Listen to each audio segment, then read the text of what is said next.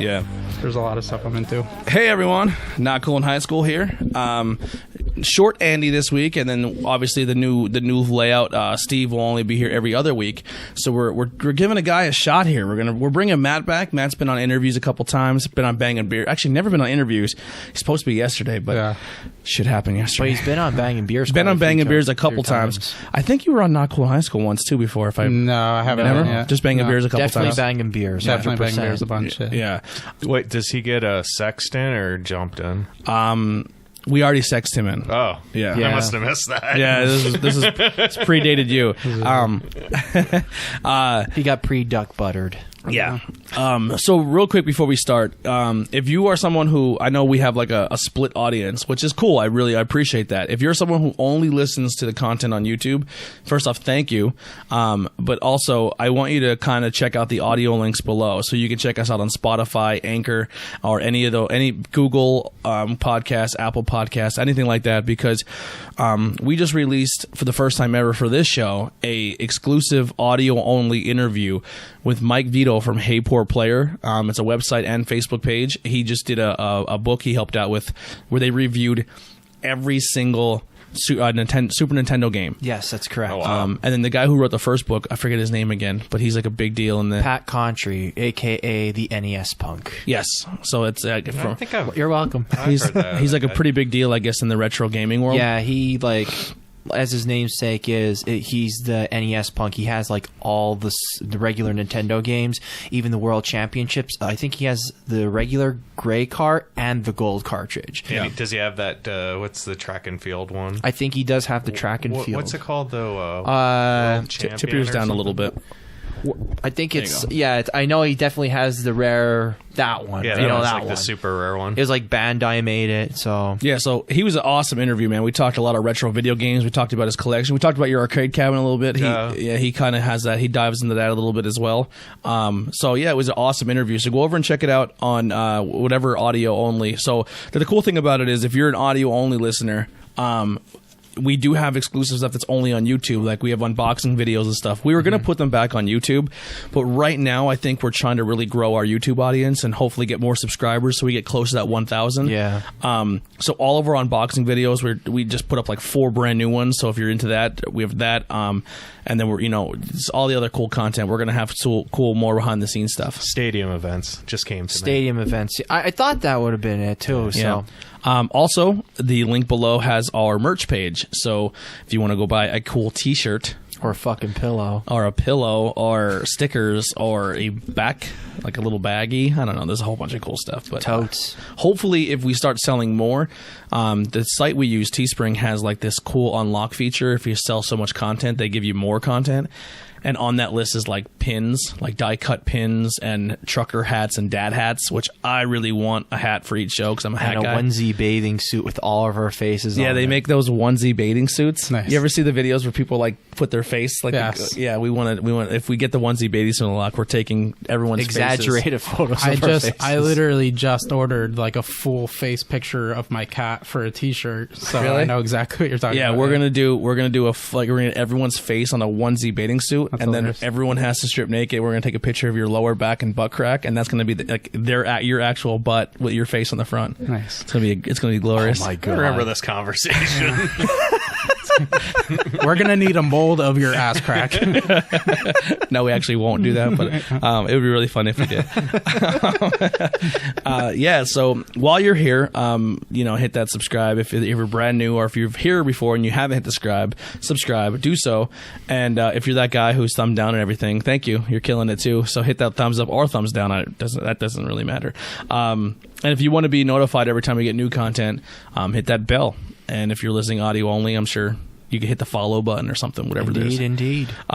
Yeah, so when it comes to this week's show topics, I don't really have the actual news. I have to look some stuff up. Does anyone have anything off the top of their head? I mean, the obvious one. Yeah, you can bring that up, Matt. Yeah, I mean, my hero's gone. I mean, I'm walking around in a fog. It's a weird time to start it this week. I almost didn't want to go out in public and talk, but you have so many celebrities talking about the influence that Kobe Bryant had on their careers, but I don't think you hear from the everyman. So I thought maybe coming out in public and talking about it could help reflect what it meant for a poor kid that grew up a lifelong Lakers fan, a Kobe fan. It sucks. It really sucks. Yeah, it was definitely a different start of the day where you wake up and you're like, hey, Kobe Bryant is gone. You're like, what? When I found out, I was playing poker, and it's so interesting because literally just the other day, I mean, a lot of people that know me know my life is sort of modeled after my admiration for him anyway. I used to have like Mamba mentality in my poker bio, and my cat's named Kobe, so like everybody knows like that's sort of my life. And I was playing poker, and I was actually, this winter series just started up, and I was playing a high stakes event, and somebody messaged me and they're like, Kobe was killed in a helicopter crash, and I was like, no, that's not real. Like that, it doesn't even sound, when you say somebody dies in a helicopter crash, it doesn't even sound real. And then your mind immediately goes to fuck, like he's done interviews about like traveling in a helicopter, but you're like, wait, he was just in Philly last night for LeBron. So I googled his name and nothing came up at first, and then I googled Kobe crash, and then I found out it's like it doesn't feel real. I think it started to set in right before I came over because they said they're holding his funeral in the LA Coliseum because Staples Center isn't big enough, and then it's like his funeral, like fuck, man. Yeah, it's so he was in the plane with was it 9 total people? Helicopter, yeah. A helicopter. 9. Yeah. It was a pilot and 8 other people. Yeah, pilot, Wow. 8 other people. 2 of them were, it was him and his daughter. Yeah, I know that. And then his yeah. daughter's teammate, I guess they played in his rec league. Yeah. It was the daughter's mom. And then it was a few other coaches and like friends of the team. I guess they were pretty much all going a famous to baseball coach. He coached Aaron Judge, actually. Yeah. I don't know. And I know that people are out there going like, oh, you know, everyone has something to say when something like this happens. But they're like, how come we're not talking about the other people on the plane? We're talking because it's fucking Kobe. Like, really? Like, he's hands down probably one of the greatest basketball players. If I died tomorrow in a local standpoint, and so did like Dick Yingling, guess what? No one's going to talk about me, and I'm aware of that. You know what I mean? Like, and that's actually what I wanted to touch on too for just like 2 minutes. Like, people are saying like, oh, it's Kobe or whatever, and I saw a comic is making unfortunate choices right now that I know, and he's posting all this negative shit, and he's saying that people are exaggerating their sadness. You don't understand, like, people in this area that grew up might understand, but you don't understand what it's like to be a poor kid that's growing up an athlete. I was a 4-sport athlete. Kobe is everything. When you're a Lakers fan, you're looking forward to a Kobe game. Like, we were dirt poor, so we didn't always have cable, so I could only watch his games on ABC. So I would stay home to watch ABC, and if I wasn't home, I was at a basketball court with my Lakers shorts on and my Walmart knockoff Kobe jersey, and I was playing my buddy one-on-one in his Iverson jersey, and then we would shake hands after going at it, and we'd beat up the kid in the Spurs jersey.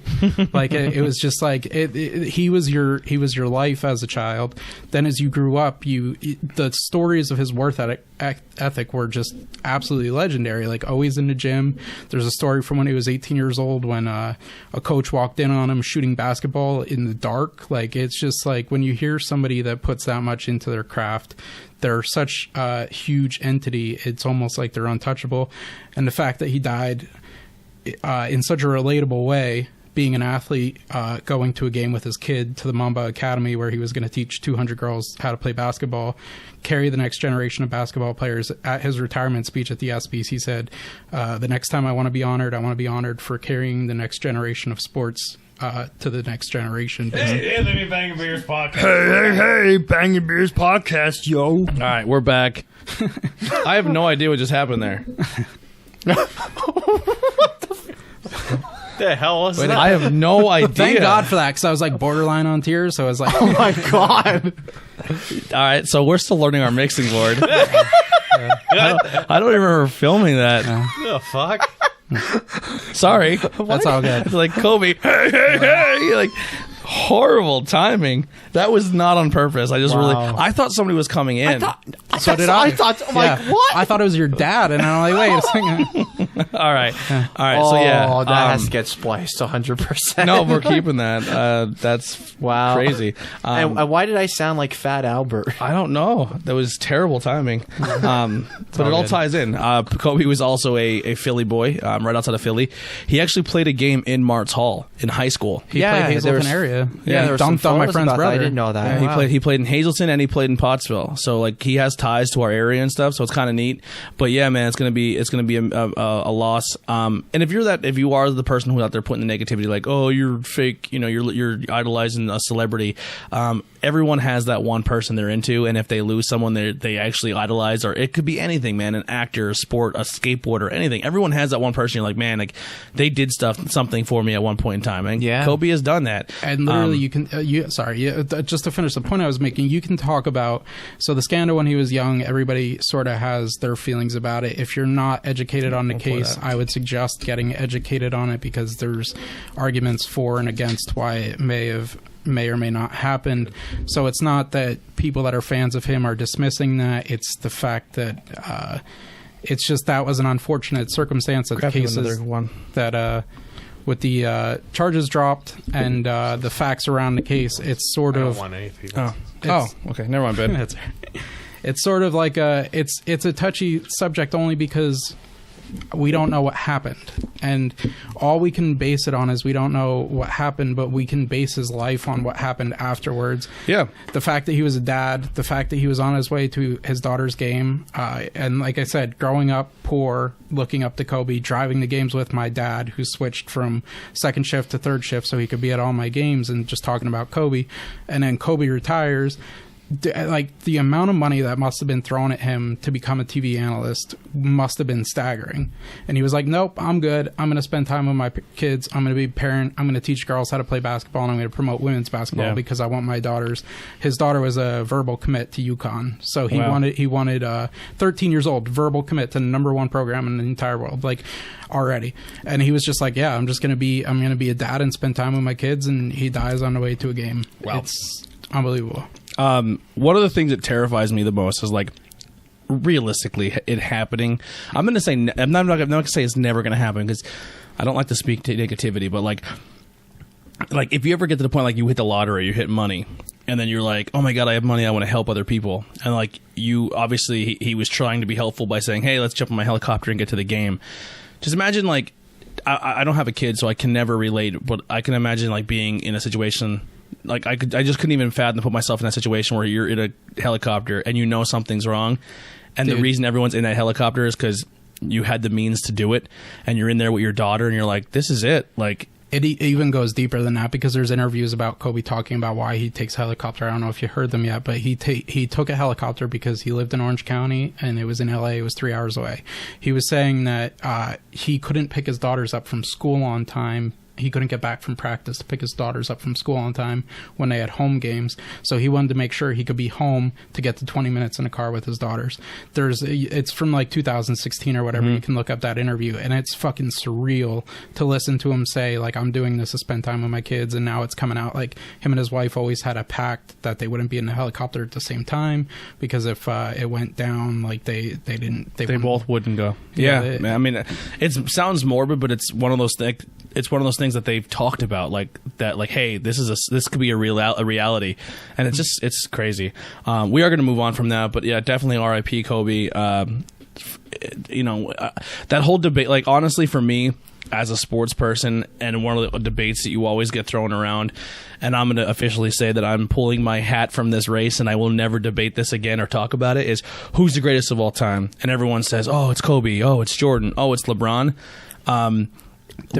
Life is way too short to debate on who's the greatest at what they did. Let's be thankful for people who they are, if they're putting their work in and making the sport or whatever you're into. They're putting their work in, and let's honor them for their time now instead of waiting till they're gone. Or just being grateful that you got to experience that talent. Exactly. And so, how many different decades. Yeah, and most importantly, read up on the Mamba mentality and keep that alive, because that work ethic, that drive is something that he was a unicorn of a person. We need more people like that dedicate themselves that fully. Yeah.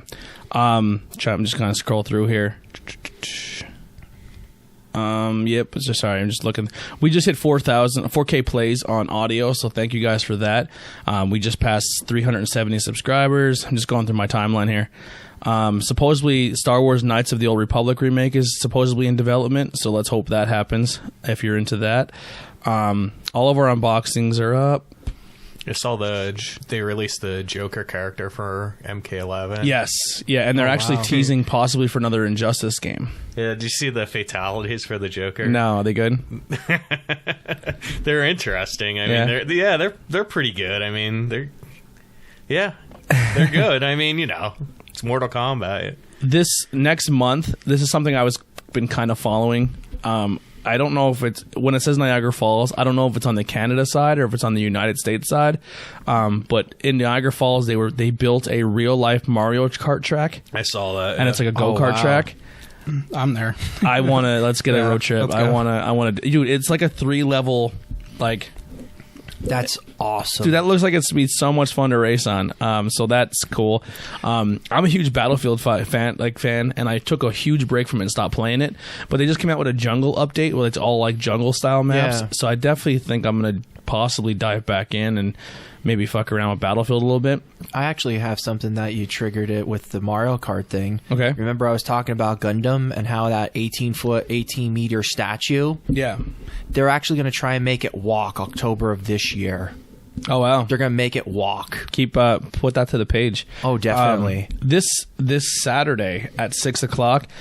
It is very limited seating, so if you want to go and participate, you got to get your seats now. But our friend Tim Mingle, who's now going to be our intro music to Interviews with Everyday People in a little bit, he's doing his book release party.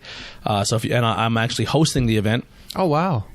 Yeah, I'm kind of nervous, but we'll see. I'll just wing it. You'll be fine. But hosting it, and then we're gonna do like a sit down talk where we talk a little bit, and then like a quick interview, and then we're going to do like a question and answer, like where people can ask questions, and then he's gonna read a little bit of his book. So it's gonna be like an after hours thing at the Press Coffee in Pottsville. So if you guys want to go to Press Coffee and Books, it's this Saturday starting at 6:00. That's pretty much all I have when it comes to news. Like I said, it's been a crazy week when it comes to wrestling. I've been doing a lot with wrestling over the weekend, and just trying to set up. We bought this new building that we're in. We're not in the kitchen anymore because we may or may not be in a kitchen. Yeah, this is we're totally not in the kitchen anymore. This is a completely different. We hit it big, guys. We bought a building. We only invested $1 million. Yeah, it's only all of your contributions have got us in a brand new building. And this building came with these curtains, which is really cool. And we got another guy to come along with it too. Yeah. Yeah, I saw Joe Rogan walking in while he was doing his podcast. What's up, buddy? Yeah, you sharing the same space? That's cool. Yeah. He gave me a dirty look. No. He gave me a dirty look. That's because you said he's not a comic. No. Yeah, I have a thing about him, but Really? Well, we're gonna break the tension one of these days. Yeah, he's going to choke you out. Actually, Maybe. speaking of Joe Rogan, you see that fucking Stephen A. Smith wants to fight Joe Rogan? He's going to Stephen get Smith? fucking wrecked. Wesley Snipes wanted to fight Joe Rogan back in the day, and he would have fucked up Wesley Snipes. Like, Joe Rogan's legit. So, I guess during the UFC pay-per-view when Conor McGregor beat up Donald Cerrone, this turned into a sports podcast. I apologize if you're a nerd and you're not liking this. I tip my hat in every genre, but Stephen A. Smith went out, and there's a big thing with like. It's the same kind of way for me for wrestling too. I have a hard time doing it and saying someone sucks. Like, this person sucks at wrestling. I've never trained. I've never done anything they've ever done to even put myself in that situation. For me to say someone's terrible at it, it's pointless. Like, you know what I mean? Like, I'm a fat slob who sits here and does podcasts, and I'm going to sit there and say someone who's putting work in and like, you suck at what you do. Yeah. It's just terrible. It's a waste of time. Kevin Smith knockoff. It's a I'm a fucking. I took over Kevin Smith because I'm fat again and he's skinny. But like, Stephen A. Smith went out there as a sports journalist who probably has never trained, and he says he has, but went there's out there video of him, but he looks like a grandmother unpacking groceries. Yeah, he pretty much said that Donald Cerrone walked out there and quit, and he didn't deserve to be there, and he looked like he didn't show up.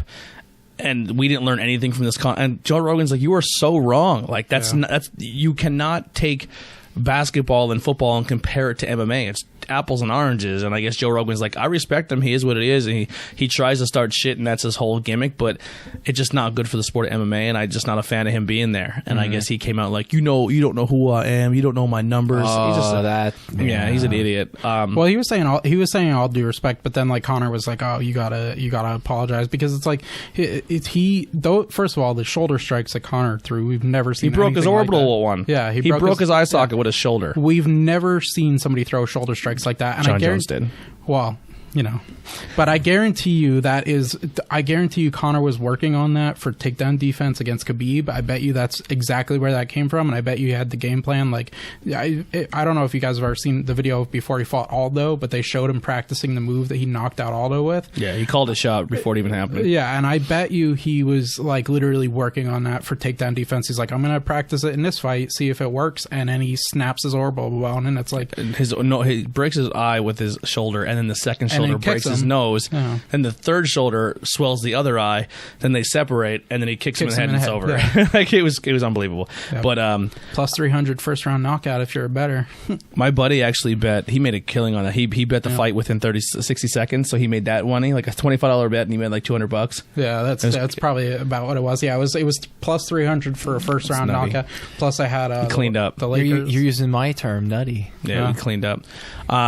So we'll start with Ben. We'll get you, unless you have the same three things you're going to talk about from last week. But what have you been watching, playing, I have the reading? same three things. No, I'm only kidding. No, I've been really dipping into Angry Video Game Nerd and Cinemassacre stuff on YouTube lately. I've been watching. I've been also listening to Itch's Beer podcast. I know we were in talks actually going and talking with them, but they had one episode that kind of inspired me a little bit.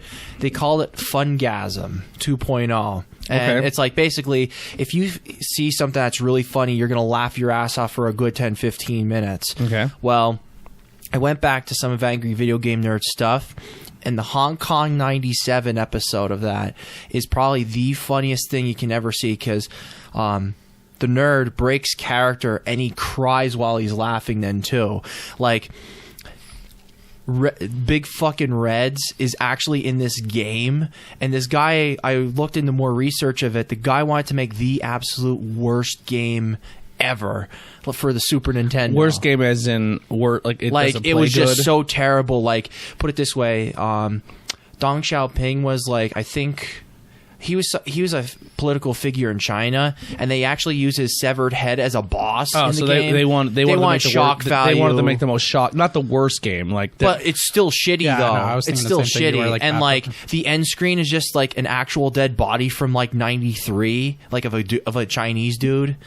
And wow. Yeah, it's like, it's pretty fucking bad. And they have like a loop of a song that keeps going, and it's like, and it like loops like every 5 fucking seconds. So you're like, oh my god, I want to shut the fucking thing off. Well, that sounds like there's a game on the dark web that got pretty, not viral, but it was going around the dark web community, where it's a really fucked up game where it's like children screaming, and it's like real recordings of. Oh wow! It's really, you're going through these dark halls and shit like that. It's really fucked up. So yeah, I'm sure the deep web gamers know exactly what I'm talking about, but it's a really fucked up game. I don't think I'd fuck with that. And then Big Rigs is another funny episode. So what they inspired you? Start saying they inspired you, and then you went back to Angry Video Gamers. Because I just wanted to laugh. It's just one of those things, like, I really need a good laugh, and I just watched those episodes. I'm just laughing my ass off, because you see James Rolfe, that's his real name, the nerd. You just see him cover his face, and he's crying, laughing. That's how hard it is. And like, it's so funny seeing him break that character and like laugh for a good 5 minutes that it makes me laugh so hard. Then afterwards, I'm like fucking hacking up. My mom and dad are like, "What are you doing in there?" Like, I'm jerking off. Yeah, jerking off. All right, but that it then. Been listening to our older podcast then too, and man, I said, they don't make you laugh as hard though, right? I was actually listening to no fungasms from us. The Infinity Hop one. I like that one. Yeah, and I liked a few other ones. That one. I was on that one. Yeah. It's like, oh, Matt Sprague. Yeah. He's like, what was the line? It was like, oh, you were like Thanos when Captain Marvel punched him in the face. All you do is wind up, boom, and nail her in the face. I remember talking about being Thanos' little spoon because I felt so warm by the. Yeah. It's pretty. There's some pretty fun episodes, and I think we do have a Fungasm-worthy episode with the Seltzer shootout. So I'm kind of looking forward to hearing all about that. Yeah, so we recorded an episode that's going to be out in 2 weeks for Bangin' Beers, where we did all the seltzer beer reviews. We did like Bud Light versus White Claw. That was fucking delicious if we're reviewing that. And then we also threw in the Truly hard lemonades. Jesus. We finished all of those cans, which was a lot. It was a lot of cans. We finished all those 14 cans in 40 minutes. Yeah. Because it's seltzer water. Yeah, right. So we were just like, all right, well, let's cut and let's get 5 more beers out of the fridge. So we did 2 back-to-back episodes. And then at the very end, we took all of the seltzers and poured them into 3 pitchers, like a cuvee of each one, and then tried a cuvee of each seltzer, and then poured each seltzer together into a cup. It was a nightmare. I'm not gonna lie. By the end of that episode, I was feeling good because after we did those, it wasn't like they're 5% alcohol. So you drink too many, you drink so many of them, you're gonna get a little bit of something out of it. And you're gonna feel shitty though. Like it's a shitty drunk. I'll tell you what, I wasn't hungover, but I did not feel good the next day because all the sugary drinks. I did have like a little bit of a headache, but just because of sugary, like that's 100% how I get. Yeah. I feel shitty after stuff. Dude, like I ended up taking like a nap for like 3 hours, and I drove to New York to Equilibrium with my buddy of mine, and got back at like 6-7 o'clock at night. Yeah, we're not going to spoil how we thought the beers were, so you have to wait for the episode for that. Yeah, you're gonna have a good time. This Sunday we're going to be debuting our brand new, our first ever at a brewery. We went to Mellow Mink, and so that'll be out this Sunday. Pretty Another excited fun about that one too. I like that one. Yeah. All right. So what have you been up to, Jason? I finished watching Flavor of Love season 3. Nice. Dude, there's another one right now. Have you watched X on the Beach yet? No, I haven't seen that one yet. But I'll be looking for something shitty to watch. Dude, it's amazing because it's like you're outside of a fish tank watching subhumans try to date each other, and it's so. I get off on that. That's exactly 100% what I watch. There's a show that I want to start watching that they promote like after wrestling. It's called Temptation Island. Have you ever heard of this? Yeah. Oh, yeah. And they take these couples and they're like, we're going to separate you for 7 months or whatever it is, or like 6 months or whatever. And we're going to put you on your own section of the island where you cannot see each other.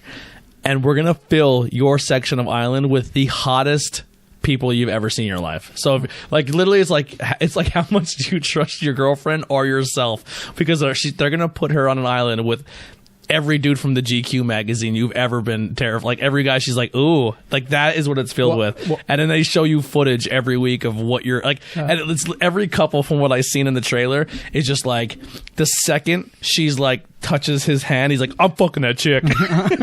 that's why you gotta watch X on the Beach then, because that would be right for you, because it's like it's people from Temptation Island, it's people from like The Bachelor, it's people from all these different dating reality shows, and they put them in the house and then they bring their exes in and they try to like they start all these fights or whatever, and it's like they'll show you a video, it's like, baby, I never cheated on you, and then it cuts to an interview, it's like, yeah, I was like fucking like 3 other girls while we were together. And it's just like they're gonna see this. Yeah, it's on TV, you idiot. But then they get called down into this room they call it like the Shack of Secrets or whatever, and they show the interview. It's like, yeah, he's like, yeah, I was fucking like 3 other girls, and she looks at him like, how dare you? Like, it's like the most I love terrible reality TV. It's my favorite. I used to watch the Bad Girls Club. Do you ever watch that one? They take like the most I used crazy... to live the Bad Girls Club when I hung out in Wilkes-Barre with these fucking girls. They were insane. They take like the craziest chicks of all time and they put them in a house like the real world, and it's just like episode 1 they're like, yeah, and then they all get drunk, and then like 3:30 in the morning they're just helicopters swinging at each other.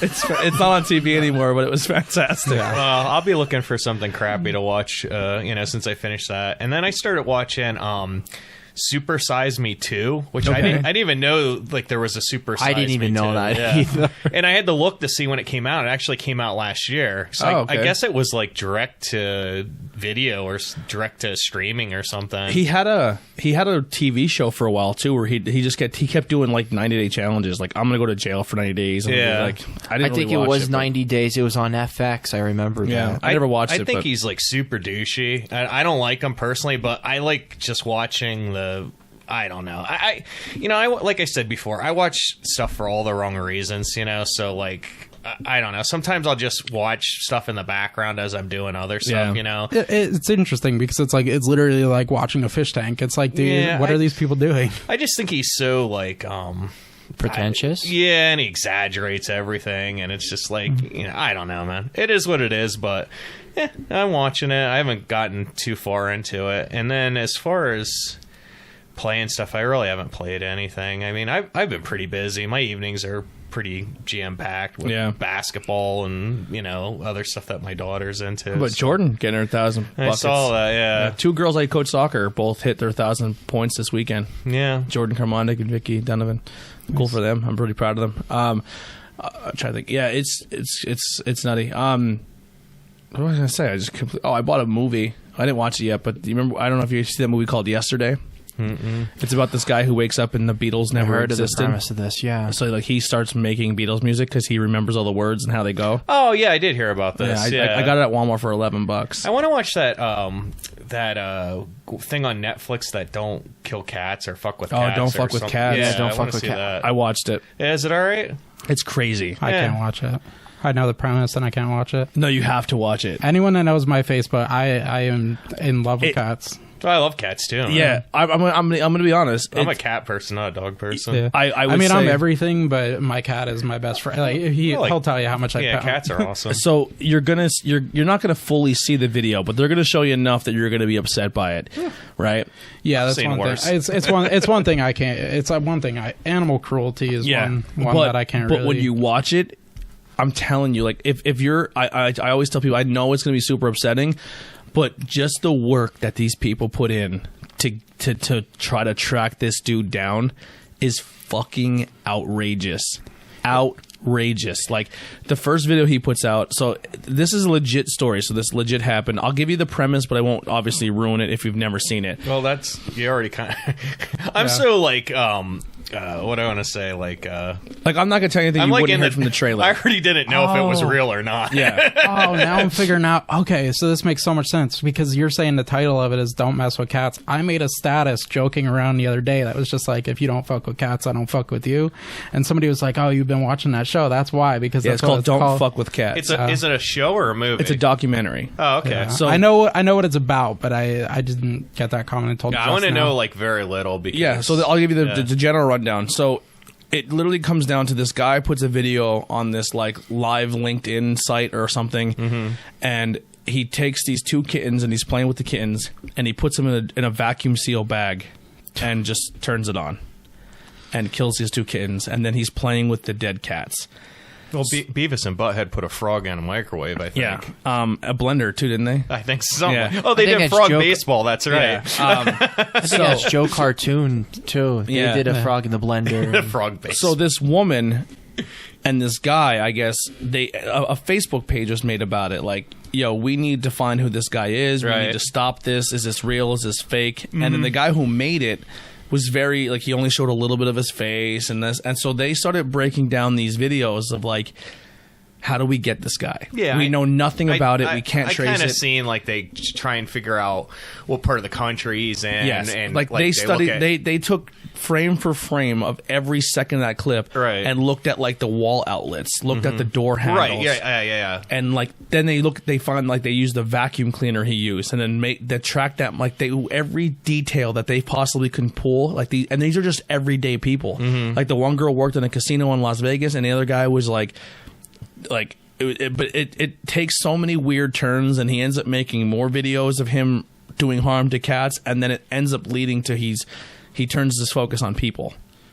Yep. It is real though. 100% real. No, this I was aware of the story before the documentary. I seen one of the videos before I knew this documentary. Oh wow, existed. cool. No, I like. I'm kind of going in blind, so like. Well, there's documentaries. There was a documentary series about serial killers, and they covered him, which is how I knew about him. But yeah, see, this is how I would watch it. Like we were talking about bad reality TV. Like if they combine that documentary with like Bully Beatdown, where like John Jones shows up and just beats the shit out of him at the end of it. Well, it's kind of like these people like literally dedicate their lives to catching this person, and and at the end you're like, wow, good for them. You know what I mean? Let's just leave it at that. Yeah. I want to watch it and be surprised. I don't know. You know? He's like, well, let me tell you exactly. The video I seen, because he does 3 cat videos. The second one to me is the worst one. But the third one I actually seen on the internet by accident. He's playing with this cat, and he lifts up like a pillow, and under the pillow is this giant boa constrictor, and he pretty much feeds this cat to a boa constrictor. It's great, but they don't show it. But obviously, that's the one I physically seen, and I was like, "That's fucked up." Like, I'm not a cat person, but I am an animal person. Like, if you owned a cat, I'll pet your fucking cat. Like, if it comes to me and your cat will be friends. I just personally, not that I wouldn't own one. I just never really, because I feel like if you're gonna own a pet, you should do your research and know how to raise a pet, I guess. You know what I mean? Like, I wouldn't go out and get like actually a parrot. take care of the cat. I'd take care of themselves. I was just literally about to say that. That's a huge misconception about cats. They are so independent. I mean, there's a lot of misconceptions about cats. Like, one of them is not being affectionate, which is absolutely insane. My cat needs attention 24/7. He greets me like a dog at the door or whatever. But they're so independent. That's the one cool thing. Yeah. So, you can go away for a weekend and leave a cat at a house. You can't do that with a dog. Well, not mine, because my cat gets separation anxiety, so when I'm away for poker or shit, my dad will try to take care of him. My cool, cat too. will fucking hide and just beat the shit out of my dad. Like, he'll jump on him. Cats aren't assholes. He just kicks the shit out of my dad trying to take care of him. No, but yeah, it's You're losing your separation point. anxiety. No, he is the best, man. He actually, but that's the thing. I mean, Lady has separation anxiety, and if you're there, she'll fall in love with you because she's like, you're the only one I have. yeah, They're never coming back. it's just like cats, but cats are cool because like they don't have a hierarchy, so they choose who they like, and if they don't fucking like you, they just don't like you. Yeah, I can't imagine like any like animal getting fucking killed. Like, I know for a fact if like anyone laid like a hand or like hurt one of my dogs, It's just what bothers me so much about I'd be it. afraid of myself, to tell you the truth. Yeah. I don't like that shit at all. 100%. I don't think anyone really does, but point being, no, it's just I wanna go dark. it's sickening because it's such like the bond between human and animal when they imprint on you. It's such a genuine unconditional love. Like, it's really. This just popped up 41 minutes ago. Pokemon Go adding online PvP battles this week. oh wow. There's sort of a system like that. I haven't Talk about played live in the news. last few months. Are they going to do online trading soon so you can trade with people in different regions? That'd be great. Yeah, I mean, a lot of the spoofers killed the game already with that kind of shit. But they were like, you could pay people to spoof for you over in Japan to get the event shit. So a lot of spoofers killed that already. But with imprint with the like animals and human beings, like you're talking about. Yeah, Are you done? Yeah, no, I was just saying it just sucks because it's unconditional love. Like, Yeah. it's like how can you hate that? How can you, like, when my cat fucking hugs me at night and purrs himself to sleep? Like, how can you think of hurting that? yeah. I think it's just people who have really twisted heads, and they probably didn't get love themselves, and they just take out on something small. Like, it's like a bully. Yeah. Most bullies pick on other people because Right. they find something smaller and weaker, and they go from that. It's like a weird human thing. Yeah. Humans suck in a way. Like, they're not. I mean, it's if you're weirdly obsessed with serial killers like I am, like a history of abuse is very common. Yeah, 100%. So is there anything you're watching, playing, reading into right now? Well, I wanted to understand all the memes on my Facebook, so I started watching you, and I just finished the second season. How is it? The first season is awesome. The first season is like, okay, this is not just like, because you sort of get the impression when you hear about you that it's sort of like a more female-driven show because it was on like the Lifetime Network or whatever. But it's actually really good. It's really good. It's sort of like a Dexter light kind of. The first. I heard they season. actually poke fun at Dexter. I don't remember any Dexter references in particular. A lot of the memes are about that, but then the second season just fucking bombed for me. I thought it was so terrible. I thought the ending was so horrible. Interesting. Yeah, it was unfortunate. But other than that, I've been rewatching Marvel movies going through, which are all waiting for Morbius. Yeah, that looks cool. We talked about that a couple weeks ago. I'm pretty excited. I'm actually more excited for Birds of Prey. Really? Yeah. Morbius is one of the cool ones because he was on like the Saturday morning cartoons and shit like that back then. Spider-Man. Yeah, he was We should probably do a lesser-known. topic on Morbius when the movie gets closer. Like the history that they actually couldn't call him a vampire because the rights for vampires were taken, so they called him the living vampire. Yeah, and a lot of people know Blade more than they know Morbius, but in the comics, Morbius is the one that made Blade. So Yeah. It's interesting. I actually read something today that they're saying that Blade will be part of the Marvel Universe Cinematic 5, I guess, or Phase 5. No. I think it's either 4 or 5, but yeah, his movie's already planned. Cool. Anything else you're into at the moment? Are you playing any games or just pokering it up? Just literally just been grinding as hard as I can with poker. I'm probably the number one in the entire state in hours played. Like I've been consistently top 5 on all the leaderboards, so I've just been like going really hard, taking one day off a week if that, and other than that, wake up, breathe, drink, eat, poker. Rounders over here. Yeah. Great movie too. If you've never seen Rounders, go check that out. Very, very unrepresentative. I don't know how tab we're at because that fucking thing fucked up. Rounders is not a good representation of what real poker is like, but there was a movie that is closer because it's based on a real story called Molly's Game. Did you see the movie Molly's Game? No, I never heard of that movie, Matt. So Molly's Game is a movie about a private game that used to run in New York and LA, and actually in the movie it's Jesse Eisenberg plays the character, and they never name him, but it's actually Tobey Maguire is who it's about. Okay. He was a fucking asshole celebrity that like basically got this lady thrown out of the poker community. She went to jail and shit. So that's more of an accurate representation of underground cash games and the politics that are involved in that. So that's pretty good. That's a pretty good movie. No movie's really perfectly captured it because it sort of like glamorizes the lifestyle. Like, oh, I just look at a guy and I know he's bluffing. It's just not how it works. So it's like, yeah, I mean, but that's basically been my focus the last few months, trying to get my family out of the hole. Been trying to find a little more balance because I've been downswinging the last few weeks. So it's like you gotta separate yourself a little bit, walk away when you're on that. You still doing comedy? Yeah, as I can. I just did a show in Kingston about a month and a half ago that went really well. Did a show in Scranton that went really well.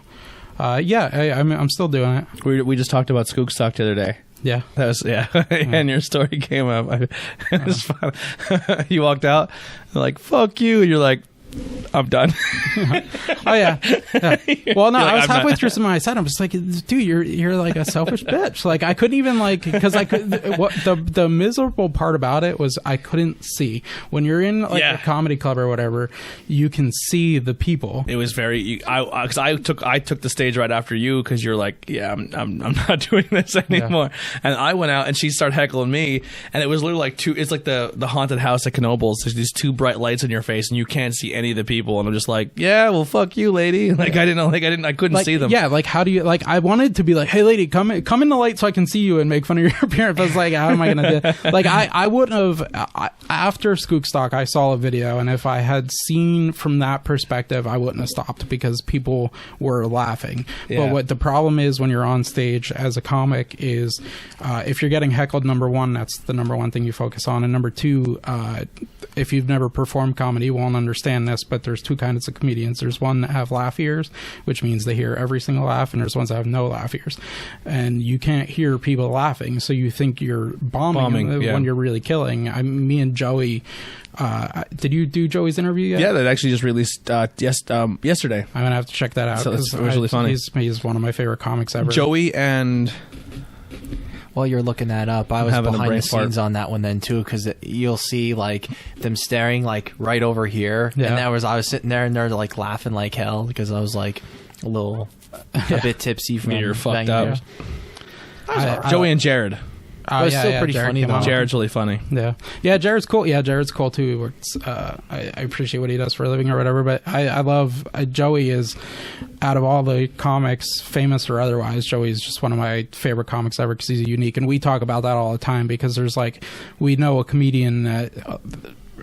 I don't want to like disparage them, but without saying names, we know a comedian that doesn't always do well, but they'll walk off stage like they just killed. And like we talk about that laugh ears and no laugh ears, like they think they're getting laughs or think they're killing or whatever, and they're not. And then, but like I was mentioning, I brought that up because of Skookstock. I saw a video from the perspective of people that were behind the person heckling, and they were laughing and sort of enjoying it or whatever. No, you're fine. So I sort of regret like not being off, but it was a hard situation. Well, first of all, I got a little sabotage in the sense that Randy was supposed to bring me up and he was fucking wasted and disappeared. So for 4 minutes, people are like, all right, where's Randy? He's going to introduce the next comic. And then everyone's just talking to themselves and still drinking. And Randy's like behind the stage doing whatever fucking Randy does because I love Randy and who knows what he's doing. I think he ended up coming up on stage just goes, not spraying, and walked away. Yeah, he's like, dude. And the funniest thing about this is Randy walks. So the reason Randy was supposed to introduce me, and I pray he remembers this, but he was pretty fucking wasted. He comes up to me, he goes, dude, you're one of my favorite comics. I'm so happy we're doing a show together. I want you to go on before I do. I want to introduce you. I want to talk about how much I love you or whatever. And then you go up. Randy shows up for the show and gets a bottle of Jack and disappears. And dude, and it was like, you're like, and here comes Randy to introduce the next comic. So then he's gone. So Sarah is like, I'm going to take the mic and do comedy. So nobody knew what the fuck was going on. It was a shit show. Me included. And as this is going on too, the PA system completely breaks. Like, so everyone's scrambling around trying to fix the PA because it was rough. And it was like, and what sucked about it is because the first few comedians, no one's really paying attention to me, even though there were some good comics that went up. Jonathan went up, he did well or whatever. And then Joey actually got the most praise from everyone. I was going to say then, but that's what got my hopes up then, is because Joey gets up, everybody paid his attention to him. They were a fantastic audience for him, but he got what we talked about after. He got the best time slot. People weren't too wasted. They were sort of engaged. I'll tell you what though, I think he's a hilarious comic. I think what's separated, and this is not like, obviously I'm not a comic, and this is not me trying to say someone's better than other, but I feel like a lot of the comics who showed up that day all had not the same material, but it was a lot of dick jokes. Like the word dick and fuck and cum was used by each comic at least 4 or 5 times each. And Joey didn't do that. So I think Joey was like a different style. I think everyone... Well, Joey has a lot of those sort of like shit. He did his shit joke, which is hilarious. He did his joke about... I love the joke about like fucking his ex in the ass. Like that's hilarious. Right? Yeah.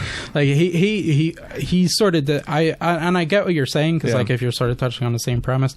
But it was also too, it's just like when you're in an outdoor music festival and everyone's drinking, it's not sort of the intimate scene you need for comedy. If you're telling jokes, like if you're telling one-liners, like some notice that if you notice my set, I went up and did all the one-liners I had because I didn't feel like I could get people engaged in a longer joke. Yeah, because they're not necessarily paying attention. And Joey's a one-liner comic, so that's, to explain it to you, that's probably more why he had a better set, is because he's the one-liner style. Yeah, Joey's been doing a lot too, like working up a lot with like Lancaster and stuff. So yeah, he's actually hooked up. He's been doing a lot of shows with this comic Chris Freed, who was out in LA. Yeah, he's growing tremendously. He's doing great. And then I heard Jonathan's like done. That's what they were talking about in the show. Which is a shame because he's fantastic too. He's one of the, Joey is one of my favorite comics from a material perspective, from a person perspective. He's one of my best friends. I relate to his material the most. Jonathan is different in the sense that he's one of the best natural performers I've ever seen. Yeah. Whether or not his material is spectacular all the time, which usually it is spectacular, but whether or not it's spectacular, he's a great performer. Joey is funny because Joey will go up and... Yeah, I thought it was going on the floor.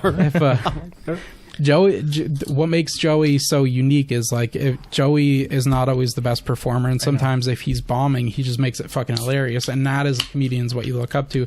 Jonathan's sort of the opposite, where he's a natural performer.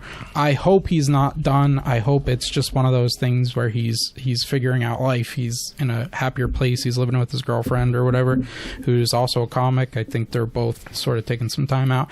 I think they'll come back. I took 4 years off of comedy myself, so it's like, I know what you go through. It's like if you get writer's block as a comic and you're doing the same material, whether or not you're getting laughs or not, you hate yourself because you're not writing anything new. And I think that's something every comic goes through at one time or another.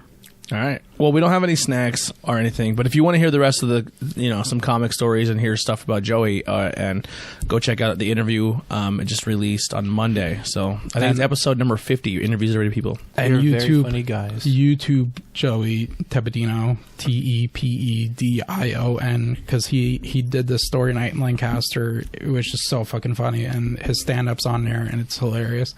Like I said, he's one of my best friends. He's one of the most talented comics. He is fucking hilarious. Yeah. All right. So tonight, Jason, you have topic, and you pulled a Ben tonight. You brought your whole house. Wow, I brought some things. Some things. He brought like 45 comic book boxes. Like, Those are mini boxes right there. Yeah. They're actually postcard boxes. are they really? They are. So I'll give it over to Jason here, and we'll learn about something that I guarantee no one at this table knows anything about. And if you're listening, You guys have known. I mean, I know no of- one has not seen these. Yeah. So this is we'll set this up this way. Probably, So, you probably have seen them, Yes, but you so- don't know what they're really exactly. are. So Yeah. they're these are little comic books, and they're more or less like church comic books, but they're comedy versions. Once you start Better talking let about me it. handle this. Once we start talking about it, and you see the photos of them, if you are watching on audio only, if you go over and check out our Instagram at IWEP Network, we're going to post pictures of all the content you're going to hear us talking about. You're going to know exactly what they are, and you're going to learn a bit of history about them. All right, so here we go. We're talking about Chick Tracts, and we're going to talk about Jack T. Chick, okay? So Chick Tracts are short, evangelistic gospel comics, okay?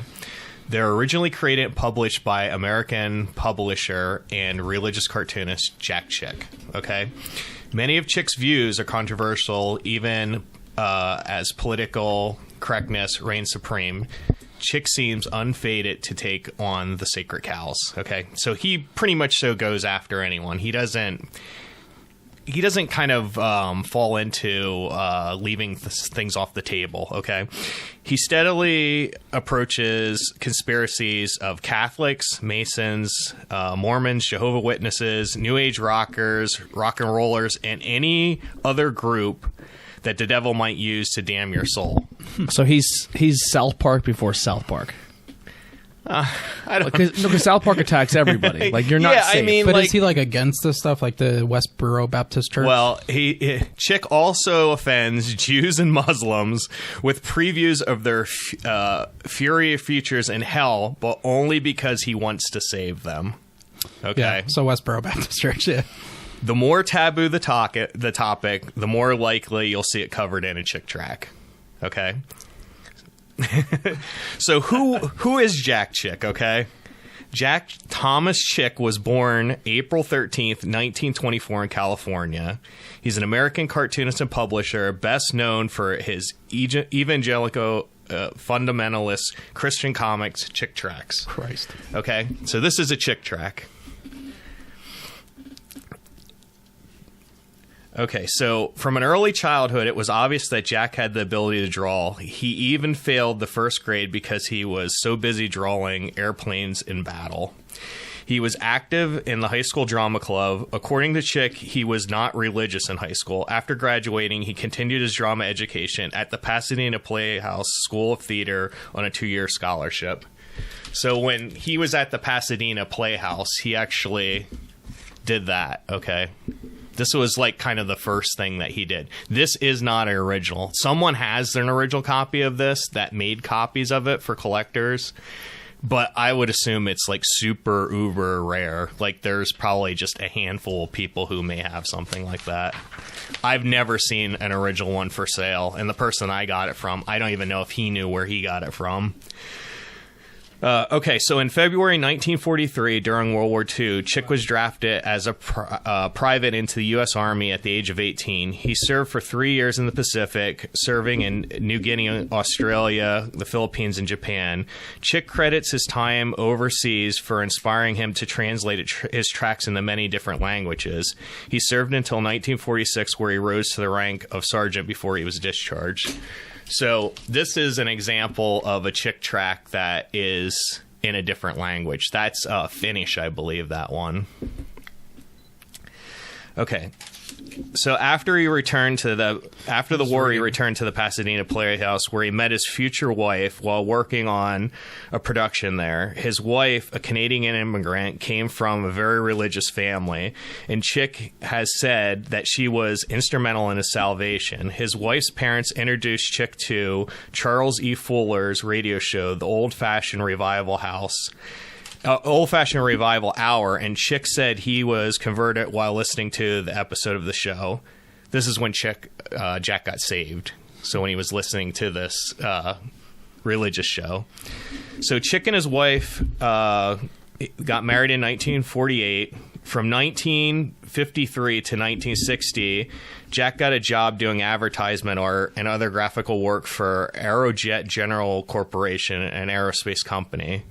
While at work one day, Jack was sitting in his car reading a copy of The Power from On High by Charles Finney that an old welder had given him. He remembers the books pushed my buttons. I went to church and saw the deadness and hypocrisy and thought, this is why there's no revival. So I started making these little sketches. My burden was so heavy to wake Christians up to pray for revival. So he could not find a publisher who was willing to print his first book. So Jack borrowed $800 from the credit union and paid for his first printing of Why No Revival. It was more of a critique on the church than a gospel tract. So Why No Revival? This is his first copy, his first comic that he made. Now, if you look at this, you'll see that there's different sizes of this. I would assume the one I have is the smaller version of it. So that's probably like a reprinting or a second print of it, where the other one is way bigger. Okay. Like a first print. I actually, this is funny that I obviously, I thought I knew a little about this, and I had an idea, and I was kind of right. The one time I was at a gas station, and it was on the top of the urinal at a gas station. Right. Like someone put it there for like, and I think it was like, Why You Need Jesus, and it was like, it was one of these comics, and I just remember being like, bah, and I was drunk, and I was like, ah, and I took it, and I threw it in the urinal and peed on it. Yeah. I just, guys. So when Chick Tracts like first came out, okay, this is his first comic that he made, but that's not considered a tract because the tract is more of the smaller ones, and it's more of the way that the tract is drawn. I guess the tract is more of like the format.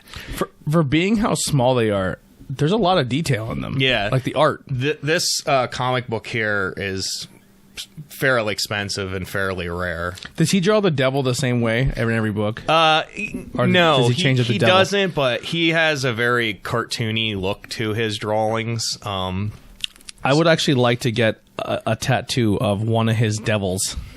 Like, I think it'd be funny. All right.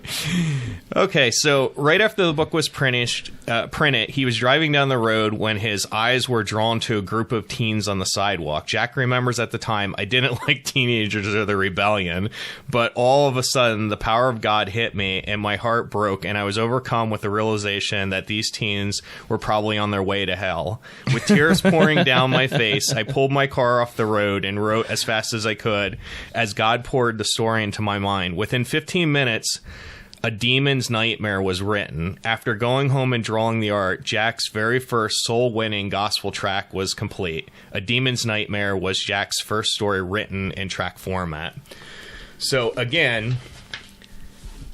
And you have it. This is the... A Demon's Night, okay? A Nightmare, I'm sorry. A Demon's Nightmare. But, again... There is a version of this that is much bigger. It's more along the sides of the first one that I showed you, okay? So even though this is really, really rare, this big one is even more rare. Okay, I don't have the bigger one. But, something like that probably goes for like maybe $500 on eBay or something if it comes up. I think I've only ever seen like maybe one of them for sale. We'll get to the end. I'm sorry. Okay. So now where would he get the money to pay for this printing? Okay, because he's already borrowed $800 from his credit union. So Jack went to his boss, a Christian man who recently bought the company that he was working at. First, he gave him a copy of Why No Revival to George's secretary. Later, George called Jack into his office. He said to Jack, "My mother-in-law said you're a good man of God, and I should help you with your next printing." Jack didn't even have to ask. God had already arranged it. So this guy that he worked for is going to front the printing for his next book. God works in mysterious ways, am I right? Why is it every time somebody says God inspired me, it's after they do something shitty? Like that lady in drums that just ran over the Mexican lady was like, God inspired me. He told me he hates minorities. So Jack also would meet a Christian. He would also meet people at a Christian's businessman meeting where he would visit and speak about things. And he said one day a missionary broadcaster, the voice of China in Asia, told Jack that multitudes of Chinese people had won to communism through massive distributing of cartoon booklets. Jack felt that God was leading him to use the same technique. So basically, he heard from this guy that in communist China, that these little like booklets were helping people convert to communism. So Jack felt that these little booklets would help people convert to salvation, Christianity. Who hears like communist China and they're like, great idea. I know, it is very odd. Yeah. Christians. Yeah. So not long after, Sorry if that offends you. he was invited to present the gospel to a group of inmates at prison near his home. He drew several pieces of cartoon art and prepared them as a flip chart to illustrate what he was saying. At the conclusion of his message, 9 of the 11 inmates were saved. So basically, that's where he started to make these little comic books. Another Another thing that interests me, and I'm sorry if this is offensive, but to me, this is just my opinion. People who turn to religion are like people who completely just lost all fake focus or hope or anything on humanity. Like they're in jail, they've done something so terrible, they're like, I don't want to get in trouble for this, let me find religion now. It's actually but like sad people who, too sometimes. and like people who just given up on themselves and then they put something else higher than them. Well, listen, if it helps you get by, awesome. Well, that's where I was going. It's sad because like there's people like that really do things that are hard to do, like get off drugs or whatever, and they're like, they fully credit it to God, which I have no problem with it. That's what they want to feel, but they should have some self-esteem about their accomplishment. So it wasn't God, like you did that's human will. Yeah. Like, God helped me, I did it then too, you know what I mean? No, they don't even Or take not credit. even It's like wow. God, it was all God. Yeah. So after he went and he made these little flip booklets, This is going to be an interesting episode. Jack became convinced that God had given him a method of reaching people in the gospel that worked. So he used the art from the flip chart. Jack published the story, his 4th book, and called it "This Was Your Life." So that's this. That's not an original. That's just the book in general, the track in general. So people recreate these like for collectors? I'll get to that part. So in 1970 in California, he officially established Chick Publications. Okay, so that's where this comes into play. So he made his own company called Chick Publications, where he started to publish like that track and this. This track. If you look on the back, you'll see it says Chick Publications. Okay. So That's pretty neat, you've already though. seen that. Oh, yeah. Okay, so initially Chick wrote and illustrated all the comics himself, but in 1972 he hired another artist to illustrate many of the tracks. Fred Carter illustrated tracks anonymously until 1980, when he was identified in an issue of Chick's newsletter, Battle Cry. So I do have... This is not the issue, but this is what Battle Cry looks like. That's a newsletter that Chick Publications comes out with. I think it's every 2 months they come out with one of those. Like, do you pick these up at like your... we'll probably get to that later. I'm sorry. I'm getting ahead of myself again. I have to give them, these are some badass names. Okay, so in February 1988, his wife died, and at some point he got remarried to an Asian woman much younger than himself. Hey, I feel him on that Yeah, one. of course. So Good call. in 2003, Chick ventured out of the world of comic books, publishing to produce a feature-length movie entitled The Light of the World. Holy fuck, man. You're about it. Okay, so this is a VHS copy of The Light of the World. Good. Here's a DVD copy of The Light of the World. I actually have a promotional one, too. I didn't bring it. These came straight from the Kirk Cameron porn collection. So, yeah, he made this. And if you look on the back, you'll see some of Fred Carter's artwork. Fred Carter, illustrated these. If you look at Fred Carter's artwork... Are they cartoons? Well, the pictures and stuff, yeah. If you look at Fred Carter's artwork, it's much more polished. Chick is very cartoony, Yeah. Fred Carter's a little bit different. He's Man, they made that crucifixion scene look... That girl's looking at that goat with fuck me eyes.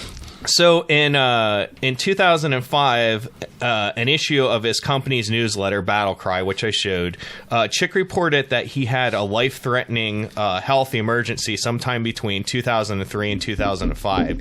He said, "My flu turned into pneumonia. My blood sugar dropped to 20. I'm diabetic. I was going into a coma. My wife called 911, and while they were on their way, I had a heart attack. A day or so later, I had to undergo a triple bypass." Where's your God now? On the evening of October 20 on the evening of October 23rd, 2016, his body was just discovered in his bed. Chick died in his sleep at the age of 92. 92. That's Yeah. unfortunate. We lose Kobe at 40. Yeah. The funeral's private, okay? And I'll explain to you more about that. In the wake of Chick's death, a biography, You Don't Know Jack, the unauthorized biography of Christian cartoonist Jack T. Chick, was published by David W. Daniels, and it was published by Chick Publications, his own company, in 2017.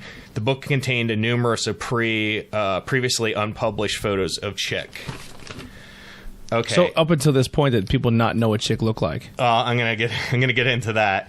So to this day, Chick Publications You're asking all the relevant questions. continues to publish new tracts after his death, written by his co-writer David Daniels and drawn by Fred Carter. So even though the master has passed away, his work continues to entertain and inform.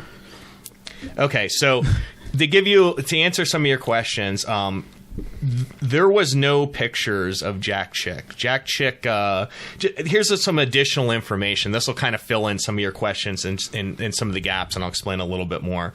So since 1961, over half a century, he cranked out tracts after tract to help sinners see the light. So he was doing this since 1961.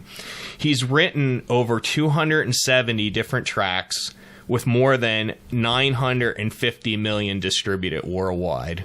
Wow. Okay, so almost a billion of these, probably a billion by now, I'm sure, I got nauseous. in over 100 different languages. Okay, his influence is so vast that entire nations have passed special laws banning his comics. Okay, so there's entire nations that these comic books are banned. Like Middle East, these are probably not popular. I think there is something in Canada with some of them that. Yeah, I was going to say it's probably more liberal. Yeah. Yeah. Even as political correctness. Okay, so Fang.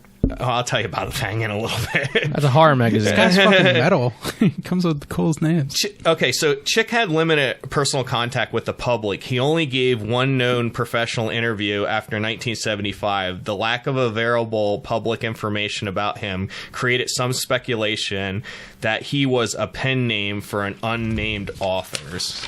So basically, people didn't even think Chick was real. Okay, So it's kind of like a William Shakespeare type of deal. Yeah, they Like, kind of. Who is he? Yeah. Yeah. His office does not give tours. He never allowed his photo to be taken, and he never ever gives interviews. One of the only confirmed photos of him was his yearbook photo until 2007. So this is his. That for the longest time, that was the only picture people knew of Jack Chick that was confirmed, because it was a picture in a yearbook of him. And on the phone is Jack. No, He looks like Ted Bundy. So, let's see. So in 2006, there was a picture that came up from this pasture, and it said that the figure alleged to be Jack Chick is holding a copy of the track Bad Bob and pointing to the pasture because the similarities of his life story of the character of Bad Bob. So basically, this picture surfaced, okay? And this is supposed to be Jack Chick, okay? The one on the left. Yeah, the guy. Wow, he went downhill. He did not age well. So, does it look like his high school picture? I'll tell you that. So Jimmy Atkins was a man who was planning on becoming a Protestant pastor, but later supported the Catholic faith. He met Chick at the premiere of Light of the World. So the guy who met So in other words, the first picture we know is Jack Chick, okay? The second picture is speculation that it's Jack Chick. But then Jimmy Atkins, who was this guy who was going to be a Protestant pastor, met him at the premiere, met Jack Chick at the premiere of his movie, okay? He then wrote a book about Jack Chick, but he wasn't allowed to photograph Jack Chick. So this is the picture he drew of Jack Chick, okay? So it's very similar to... He looks like a combo of Jack Kirby and Stan Lee without the mustache. He looks like an old guy that got hooked on Adderall. So this is what Jimmy said when the picture surfaced of not the yearbook picture, but the picture that I showed you of him pointing. He said, "What can I say?" He said, "The man in the picture does look, apart from the comical expression on his face, much like I remember Jack looking when I met him at the premiere of the film Light of the World. I can also say that the setting in which the picture was taken leads some credibility of the photo. It looks to me like the description of the foyer of Chick Publications that I've read.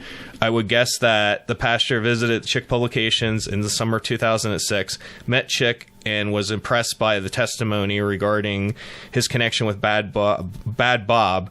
Chick let the picture be taken, likely not realizing that it would make its way onto the internet." So that track he's holding is another track. It's called Bad Bob. I can show you. I have that in a box.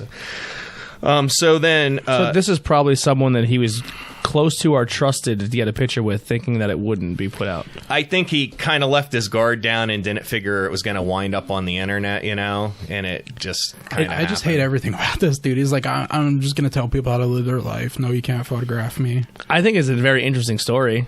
It's interesting. It's definitely interesting, but it's like one of those interesting things where you like watch something that you hate. He literally died at the perfect time, because if he would have stayed alive another 3 or 4 years, people would have gotten information on him. So Chick Publications is known to have released over 23 colored full comic, the regular size comic books since its founding. The full size comic books, most were published between 1974 and 1985. The first of the 11 from the Crusader comic series, which followed the stories of two fundamentalist Christians and addressed topics such as the occult, Bible prophecy, and evolution. So this is an example of one of the full-size comic books from Chick Publications. They're actually dope. Dude, the names are like, seriously, if we were reading about death metal right now, this would make a lot of sense. Exorcist. Like another one. I'll let you do that one while I get a picture.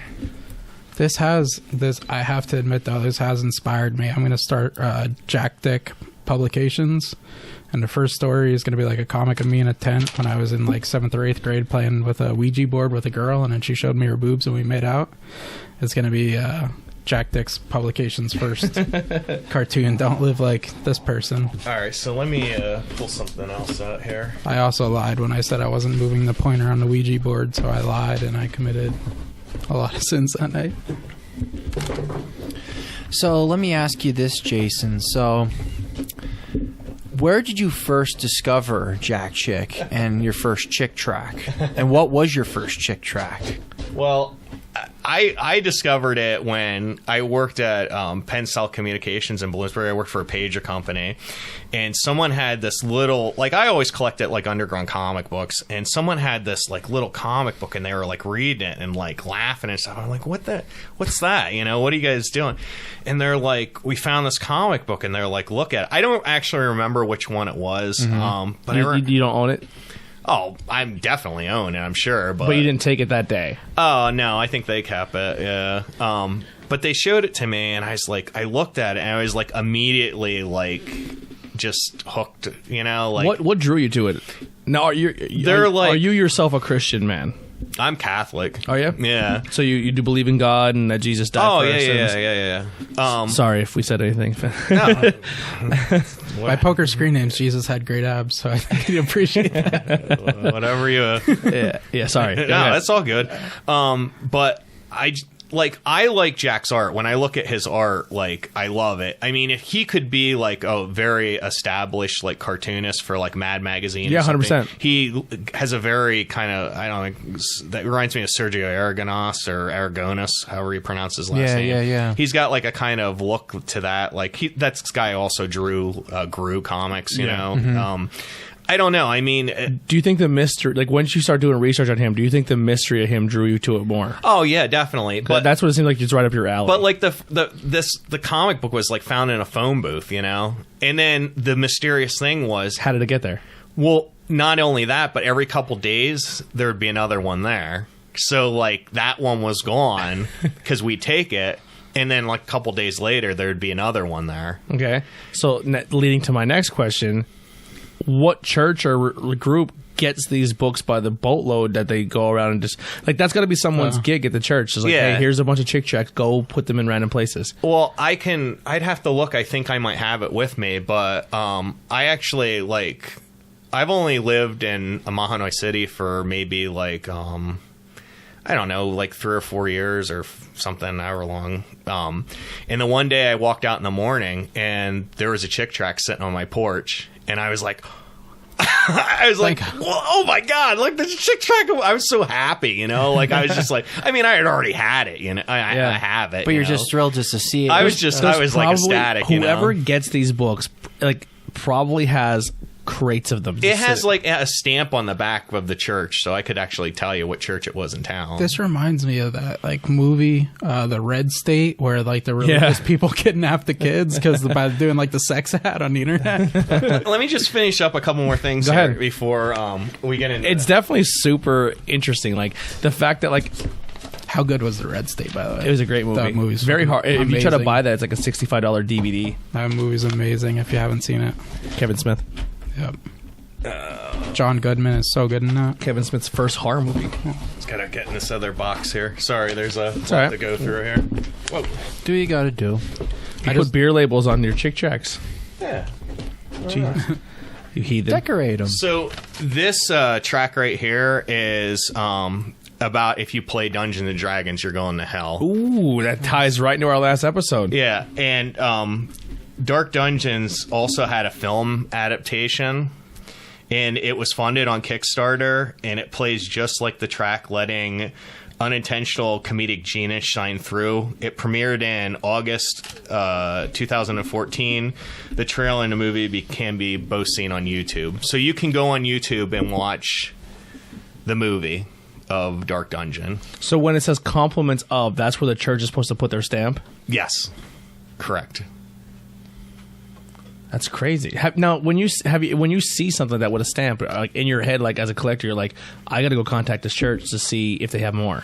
No, I haven't done that because, like, the chances of the stuff that I need are it's all old, you know. So But they'd have there's to. still a chance. Yeah, well, I've stopped in the Christian bookstores looking for them before, and I have found some that I need it for my collection. But I mean, we'll get into my collection here, you know. Do you want this back, or do you want it? You can put it out there for now. Okay, so many of these comic books that I'm showing you can be read online. You can go on to Chick Publications' website and read them on there for free. Or there's other places online that you can read them for free. In the early 1980s, Chick's stance on Catholicism led some Christian bookstores to stop stocking his tracts, and they withdrew from Christian Booksellers Association after the association considered him not good. So basically, like, there was a lot of places, because, like, there's a lot of anti-Catholic tracts. Like, let's see here. Here's a Death Cookie. That's like the communion wafer. Oh, Yeah, so sounds like an awesome beer name. yeah, so there's a lot of like Rotunda, if you're listening to this, you should make a Death Cookie beer. you But know, don't make it taste like coffee. I think he thought like the Virgin Mary was like Was he the non- daughter of Satan or Was he something. non-denomination? Was he like? No, he's evangelist. Oh, okay. Yeah, they're extreme. Okay. So when Chick passed away, the news of his death was published in the New York and the LA Times. Okay. Among many other highly publicized locations, true pictures were still not available. So when Chick died, it came out that he had passed away, but there's still no confirmed pictures of him. And true pictures were still not available. And there was a picture of Bob Fowler, who I know and I've been in contact with. This is Bob Fowler. They thought that was Jack Chick. In fact, there was like a website that had that picture on and said like, Jack had passed away. So you've talked to this guy? Yeah. He's got some wild hair. He wrote this book.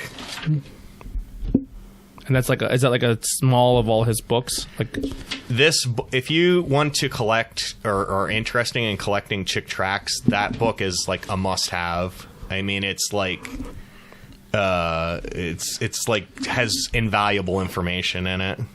Dude looks like if Ben Franklin fucked every grandmother on the planet and they had a baby. oh wow, look at that. Oh yeah, with the small print and all. Yeah. Let me see it. Yeah, sure. Here, you want to grab some of these and just kind of put them to the sides just so I have more space here? Yeah, grab a whole bunch of them. That's nice that you said that about Bob because Bob will probably watch this. Who's that? The guy he just said that about. Oh, sorry. Way to go, man. I don't mean it as an insult. It's just that's what you look like. If you could take it in stride, well, hey. If you have to, I think you have a fantastic hair. if you're fucking every grandmother, you got something going for Bob's you, man. a super cool dude. So We'll get our second thumbs down on this video. So this is the book that came out after Jack passed away. Okay, Who's that on the cover? that's Jack. Okay. Oh, So you have a bookmarker in here. this is what Jack looks like. This was the picture. Oh, so that was they were right. One of the many pictures that were released by Chick Publications after he passed away. We finally know what Jack looks like. So he's not William Shakespeare anymore. He actually, there's a use that face as a to the background. name. If I'm going to insult the guy's work, I want to see it. I'm gonna use some of His these. look, I need not his backers because this paper's gonna fall. Go ahead. I'm not insulting his work. Okay. I like the text format. And this was the book that came out. This is from Chick Publications and talks about Jack and who he was and everything about him. This writing style in this font is pretty interesting. It looks like a typewriter. I'm sure, Yeah. like that Bob is like so old. Or like, yeah, He's 80s so printer. old school, man. I mean, It's like 80s printer, yeah. That's probably like an impact printer that was printed out on. Yeah. Yeah, you can tell. I'm actually super into like computers and old computer stuff. This is pretty interesting.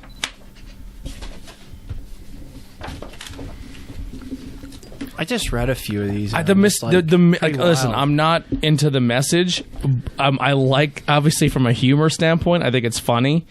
But the mystery to it is super fascinating. Like how he wasn't like known for so long. Like that's pretty cool. So, like, if you're a Chick Tract collector, okay, like I'm a diehard Chick Tract collector. I don't know that. Are you part of like a Facebook group that's like full of chick checkers? What do you guys call yourselves? I actually run one. Do you really? Yeah. Are you gonna put this episode in the post? Maybe, I don't know. All right, maybe we'll take it a little more easier then. No, I mean, dude, everyone's entitled to their opinion. So basically, if you're a Chick Tract collector, and you're a big a collector as I am, there's many variations of one track. There could be slight variations with the cover. The text could be changed inside of it. It could have different backings on it. I mean, there's a lot. Like, for instance, this Dark Dungeon, these are all different copies of variants. They're all variants. That's awesome. Of that single track, okay? And they may not be evident by The cover. It might be something inside. So this one has red. This is more of a teal background. It could be how big the picture is on the front. It could be a lot of things, okay? I will say one thing I do like about it is I enjoy the concept of cartoony art touching on serious subjects. I think that's pretty cool. I like stuff like that. Okay, another thing that's very kind of difficult with Chick Tracts is like determining print runs and if they were re-released. well, for instance, like this first one right here, okay, on the back, if you'll see, it says A, okay? A means that's a first print, okay? Oh. That's, like, they went to different codes and stuff. 46A. Yeah, so, like, they went to, at first it was, like, it went A, B, C, all the way through the alphabet, and then I think it went, like, double A, because some of these have been reprinted, like, 30 times or more, and eventually they went to a number system, which is like a date, which is super confusing. It takes a while to understand all this stuff. Like I said, Bob was invaluable in understanding a lot of this through his book and personally communicating with him. In fact, so Bob was one of the only guys who had direct lines to Jack. No, he didn't have direct lines to Jack. He was just one of the ones who was very instrumental in helping figure out how to determine different things with these comics. Okay, so he's like a super fan. Yeah. Like if you were selling these on, yeah, if you were selling these on Pawn Stars, he would be the guy you call in. Yeah, he's like the chick track expert. He's not the only one though, because you might be up there. This guy here, Kurt. He published a book too about the art. You want to take some of that? Yeah. I'm going to leave Jack's photo, like kind of more up front, so people can see it. Oh, these are like the comic books. So this is a lot of the comic books too. Oh, there's Bad Bob with the neo-Nazi flag.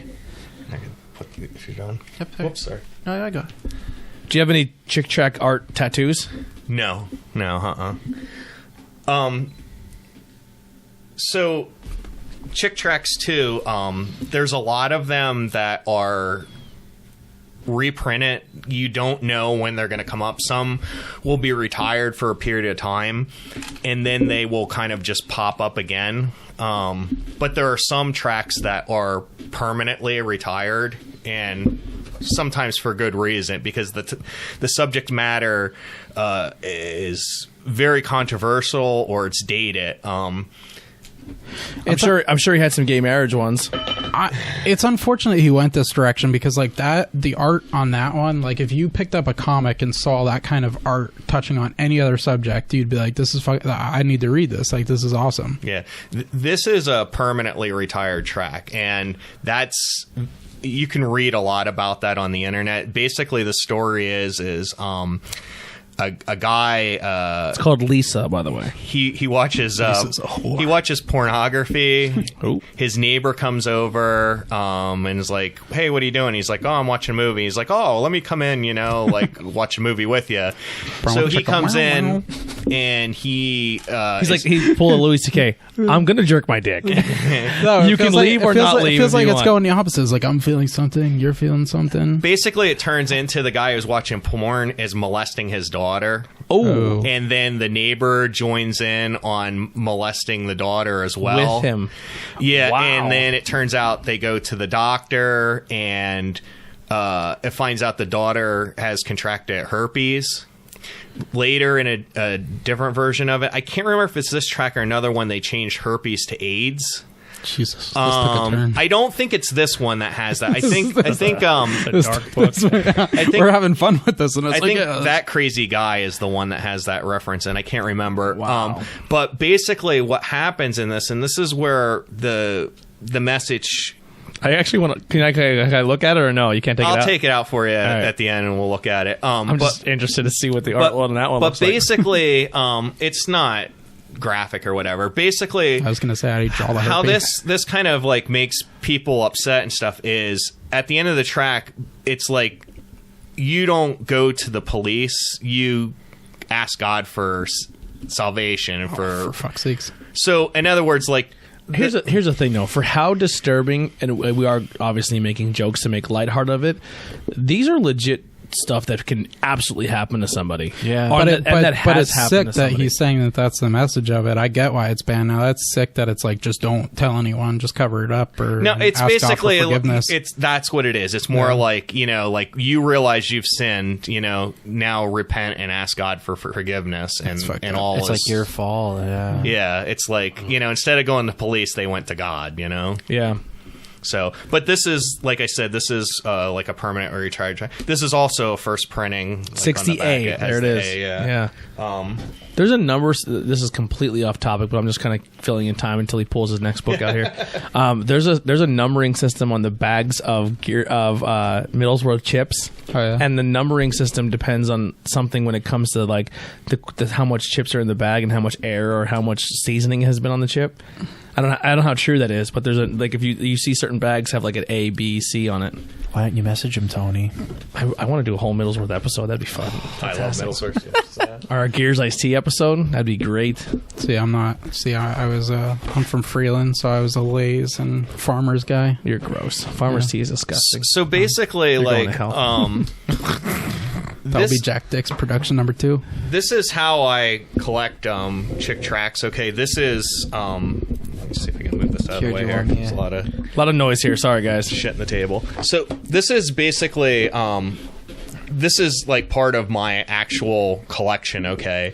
And how I do it is I buy these postcard things. Don't take them out of order because they're in order.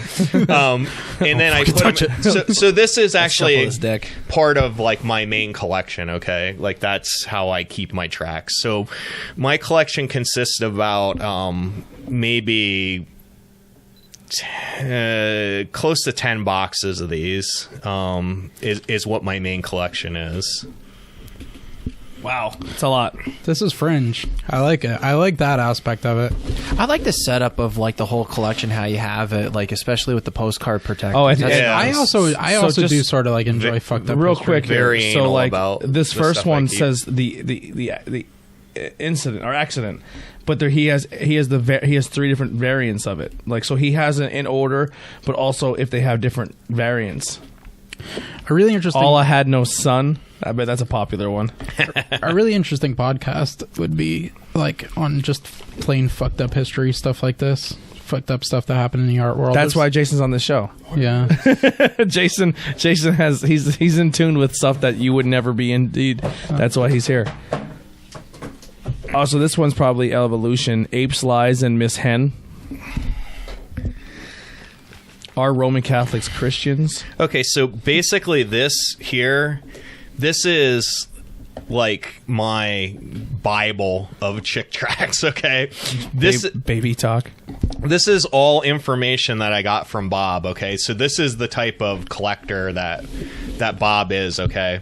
And basically I'm not going to get into this all, but like you said, this is like a super old school like printer or whatever, because like you can tell just by how it was printed on an HP 2500 laser jet. I'm surprised it's even a laser jet.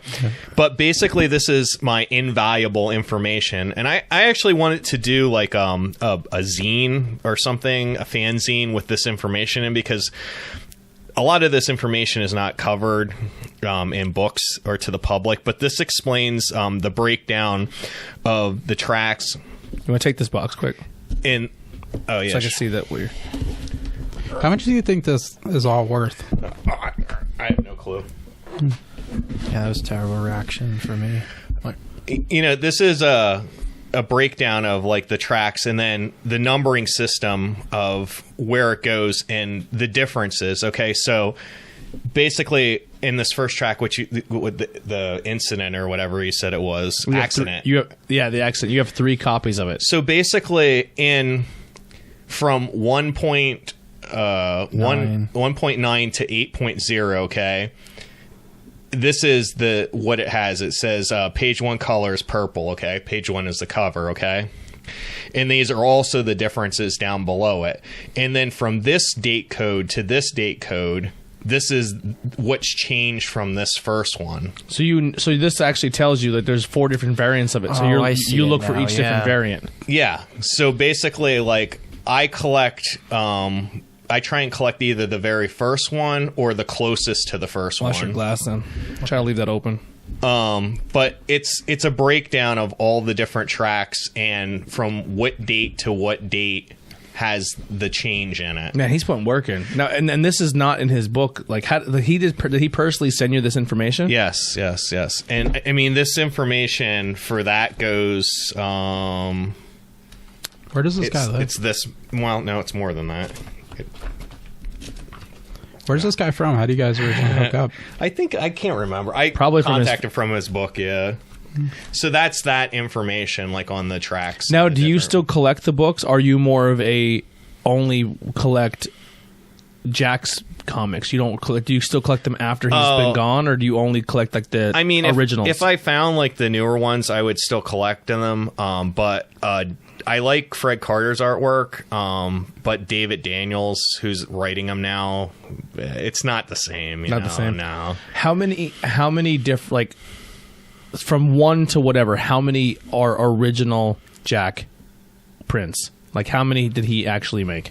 Well, I think he had a hand in all of them, either writing them or I mean, drawing before them. he's passed. I think 200. It was in that information. It was like 270 of them. 200. So how many of the 270 do you have?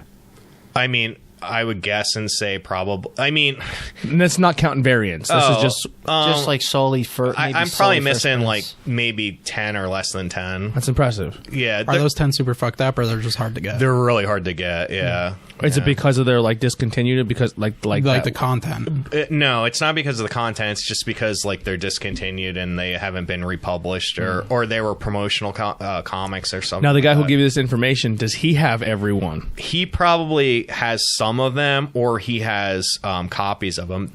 Ironically, this guy is not so much focused on having the originals. He's more focused on either having copies of them or just the information in general. Yeah, he seems more like a historian, which is pretty interesting. Yeah, where there are some serious collectors who, like me, want. I mean, I don't know like all the chick collectors, but I would have to say, like, because of the completeness with this, I mean, I'd have to say I have one of the top collections because, like, You gotta be. this information. If you're a serious collector, you know, this information is invaluable, and I don't know how many people have that information. What is the holy grail of the chick comic, the chick tracks? Well, there's a couple of them, like "Kiss the Protestants Goodbye." Like there's there's like the oversized ones are super expensive and super hard to get. So like the original ones before they went into little track form, Yeah. like the oversized ones are really, really expensive and really hard to get. Now, what else is in this binder information wise? Just different stuff that I got from him, different covers and Oh, stuff, wow, and yeah, variation I could definitely- photos and all kinds of shit. That's fantastic.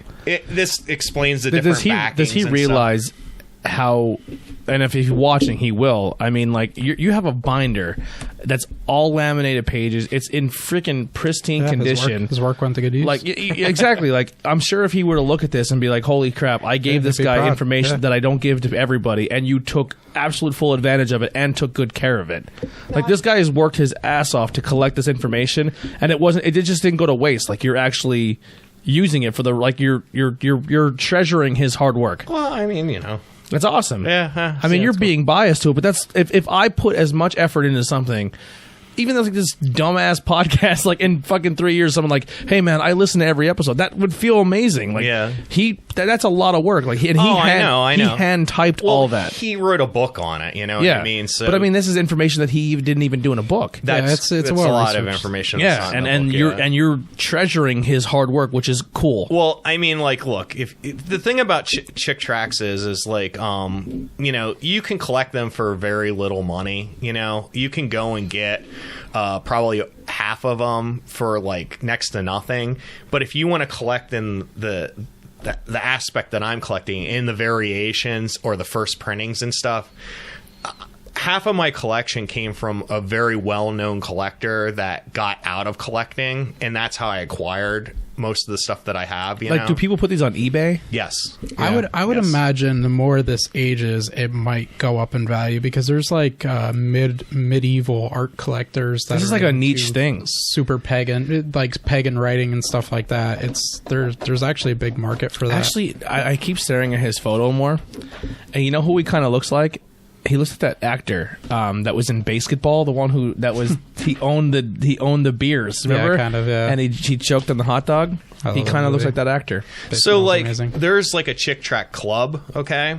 And some of the tracks that were really, really hard to get, you could have Chick publications publish them if you ordered like say so many thousand of them. Oh, so wow. actually some of the shit, I collectors wanna get them got published. together and had some tracks like that were Hardwoods. previously unpublished or not previously unpublished but Oh. really hard to get, and they had them published so they could collect them.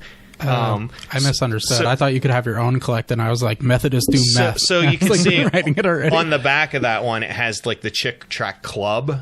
They actually had special that one. stamp. They had it like republished. You know, So this wouldn't be an A. This is like if you got this means you were part of this team who went and got this. You bought. well, so many. I mean, you got it from someone who got it from them. You know, Yeah. like, It would be like a Topps reprint. this one, for instance, like on the back. Now, I wasn't part of this at the time, but it has like the people's names on the back that had that published. Now, say for example, this book I'm looking at here. If this had 4 different variants, you're only getting the one variant. Well, I mean, you know, someone has the original version of that track. I don't have it. I have like the reprint of it, the one Yeah. that the club put out. You know, That's but- really Wow. cool. Let me take a picture of a back of an That's actual one. wild. I'm surprised, like the I people like how they tell you about it in the back. Can you get me like how it's a about. one that has like the actual A? Oh yeah, I'll get you one of those. Given some of this art, I'm actually like a little surprised that like Gothic art collectors aren't more into this. It's something It's that such I've a learned about niche for- thing. Like, Yeah, but Gothic art is kind of bigger than you would probably think. So, Oh. go ahead. Well, it's just the variety of art. Like I'm just was so like mesmerized by like the Dungeons and Dragons one. It looks so fucking awesome. Yeah, just like the way that dude's it looks. batshit crazy. Like these Yeah. are awful, but his art's fucking cool. So I think you'll like this. So like, you know, Jack is considered to be one of the most published underground cartoonists. He's considered to be an underground cartoonist, and he's inspired a lot of people to do different things. I could see Mad Magazine getting a lot of ideas. Like, not ideas, but like we'll push the boundaries. Like, you know what I mean? He was the first guy to really push the envelope. He was doing it on a wrong premise, though. So of course, like, Not really. Sorry to cut you off, but like, if you're anti-Catholic, you're quick to say, well, F the Catholics, are crazy, they're this. He's just taking it from his belief side. So I don't, like, obviously I'm not a Christian or Catholic, or I don't have faith, or I don't believe in that. But as someone who, you know, has watched so much content that bashes that side of the fence, if you are a true believer, then you buy, like, I'm not trying to, like, I don't judge you if that's your beliefs, but that's just, they're just putting out what they feel is the truth. Well, that's where I disagree, though. That's why I said it's coming out of the wrong premise, because I think this stuff makes really... There's a lot... My grandfather's a preacher. I think this stuff makes religious people look not in a great light. Yeah. I don't think it puts them in a great light. Because you don't have the same belief as them. But it's not necessarily that either. This is such an extreme wing of belief. This is not a good representation of what... But here's the thing: if religious people believe. you can take that book, the Bible, and you can how many different versions of Christianity are there off one book? Like, you just, in that aspect, their belief system is, if you do these things that are considered mortal sins, like, yo, there's no coming back. You fucked up. It's over. Like, you need to ask for permission. You need to, like, and some people's version of that religion. There's no cupcaking. There's no pussyfooting around it. If I'm not being blunt, like, if you kill someone, fuck you. You killed someone. You're like, you need to fucking forgive for your salvation. Where us are just like, hey, the public has got, like, if you're not like, it's just. It's hard to put yourself in that person's mind state, but I can see where they're coming from, because that's what they truly believe. I get what you're talking about. It's just, it's not. I just don't think I think it's so fringe. Like, it's like, in my opinion, this is like if the Westboro Baptist Church released cartoons. This is what it would be, basically. Yeah, It's so fringe. It doesn't paint. the book is up to so many different interpretations, and each person interprets the book in their own way. And any type of thing, you can watch a movie and get different interpretation. Someone can watch The Matrix and take 2 AK-47s and go shoot up a school, but when we see it, we're like, man, that's really cool. Like, it's content in any way. It could be taken in any. We can say this show right now could be misconstrued in 5 different ways. It's just how the person perceives it. It's interesting how the mind works, I guess. Yeah, no, I get what you're saying from that aspect, for sure. Yeah. All right, so like these tracks, you know, they inspired a lot of people to do a lot of different things. Not so much with, religious and not religious. So people made a lot of in track forms, you know. So this would be like what would be like a parody track. It's like a Cthulhu. Yeah. The Cthulhu, right? Who will be eaten first? Yeah, and there's a bunch of these different ones that came out. This one, I think, was in National Lampoon. I think it was put in there. That's like a copy of it. Head shop or See, dead shop. see, that's where I would love if this was tongue in cheek. If this was not meant to be taken seriously, I would read these all day and just laugh. I mean, I still read them, and I was giggling. Like, I don't know. No, the one about witchcraft was hilarious. Heaven, like the back of this one's funny. Heaven or heck, the choice is yours. Can you get me the back of like an actual one where it has the grading, like the A? Yeah, can I get it when we're done? Yeah, absolutely. Okay, cool. You should chill the fuck out, Anthony. Yeah. Could you fucking calm down? God damn it, I want my one. So I have a lot original of, like the spoof ones. yeah, there's a bunch of them that, all different kinds and stuff. LGBTQ. God does not hate you.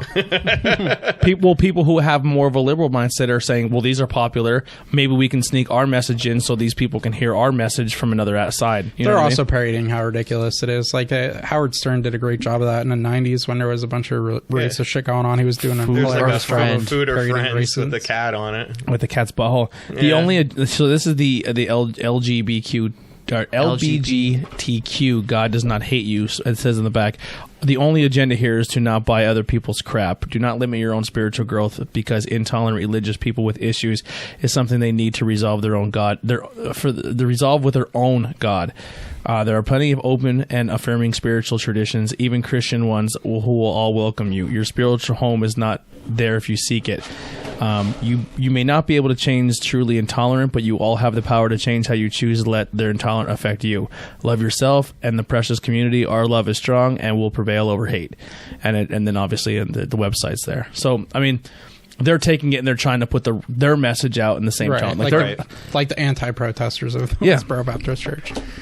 Because realistically, if there's someone who like I'm not saying Jason is, but like there probably is people who see these books like, oh, this is the next message, and they look for it and they see that version and they read it and they don't realize it's a chick tract at first. They might be like, oh, well, maybe I have a different view now. Yeah, it is interesting how interesting how these things are so suggestible. Like the West, I don't know how much you guys know about the Westboro Baptist. I know about it, but the one guy that was like that did their artwork was a documentarian that went to do a documentary on the Westboro Baptist Church and then got converted to their church, and he's their art director. He's the one that releases all those music videos and stuff. The thing I see, again, this all comes back to me as I love like underground comics. Okay, like I'm a huge underground comic collector of comics from like the 60s and the 70s, even like the Thrasher magazine you were in, like that style of stuff. But like so I kind of like stuff that's controversial, because it's like interesting to me. I think anyone who's been watching the show recently with your edition definitely has you have a different and that's the beauty of our show, is each person on our show has a different viewpoint, and that's why I like this like our show now. Like everyone has their own take. You know what I mean? Like it would be interesting to hear this topic from if Andy was here or if Steve was here or something. You know what I mean? It's neat to have that whole but I do draw the line with some stuff. I mean, you can go and watch documentaries about a church was called the Children of God. Yep. And I mean, they were like basically whoring out children and like telling people to join. They said like, hey, come join our church, and they encouraged women to sleep with people. It was called flirty fishing to get people to join the church and stuff, like open sex. Religion sex can definitely be scary. That's a subject, if you guys keep me on this show, that's a subject that I can go deep into you guys with, is cults. I know so much about cults. I'm down. Yeah. But like, I've the pamphlets that Children of God put out, they were meant only to be for within the church, and they're very, very hard to find outside of the church, but they do exist and people do collect them. I won't collect them because of the content, because it is basically like borderline children pornography. It's like child porn. I mean, it's encouraging it. It is, yeah. It's trying to use it's using a platform to try to brainwash people. So basically, there is a line drawn with stuff that what you collect, what I would collect and what I wouldn't collect. So to sum this up, like one of the things that was interesting in my course of like collecting these, and of course I'll answer more questions if you have them. I was in contact with Jack's, not him directly, but with his secretary, his personal secretary. Holy shit. You go for it, man. I talked to her about different things, and I was actually able to get some chick tracts that were autographed from I was going to say, Jack. has he ever signed any? This stuff is like, I don't know. I mean, wait a second.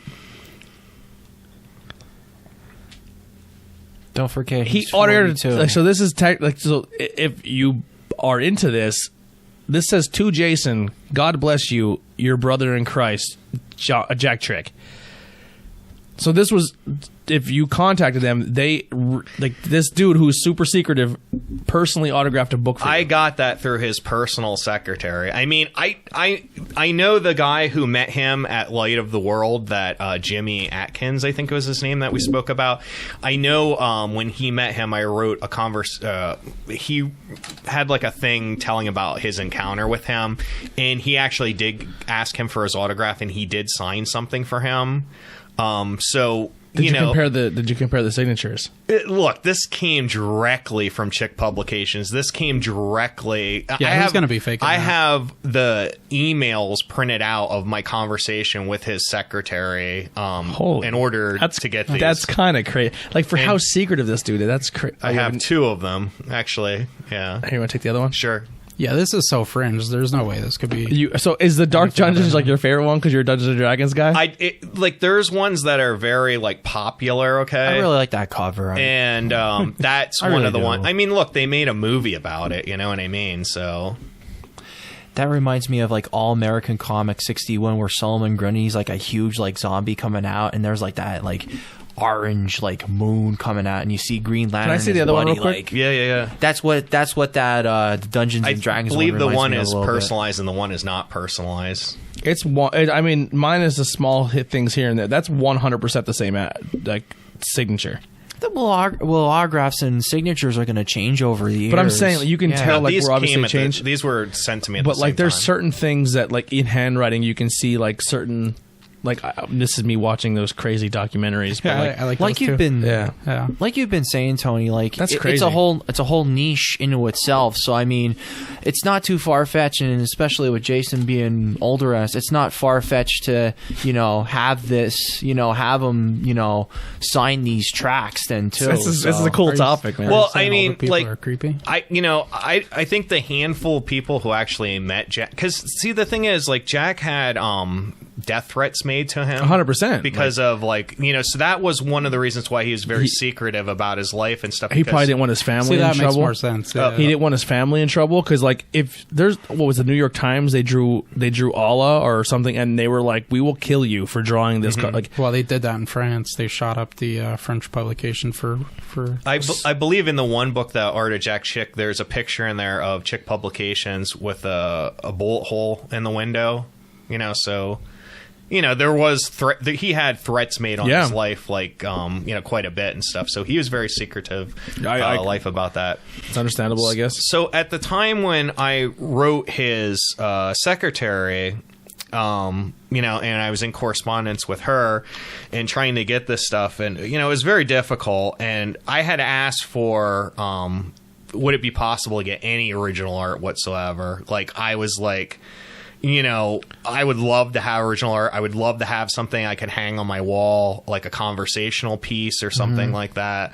Would he autograph tracks to me, stuff like that. And I never ever talked about this because I didn't want people going and trying to do the same thing that I don't was blame doing. you, yeah. So this has always been very secretive of mine, and I've only told a couple people about it and stuff. And at first, when I got stuff from his secretary, I don't have this stuff with me.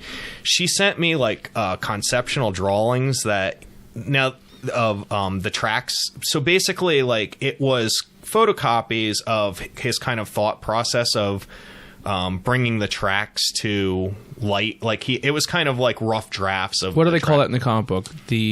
Where it's like the first like a storyboard. the storyboard. Yeah. So I got those, and why I was really kind of shocked that I was able to get them. They were photocopies, and I was actually disappointed.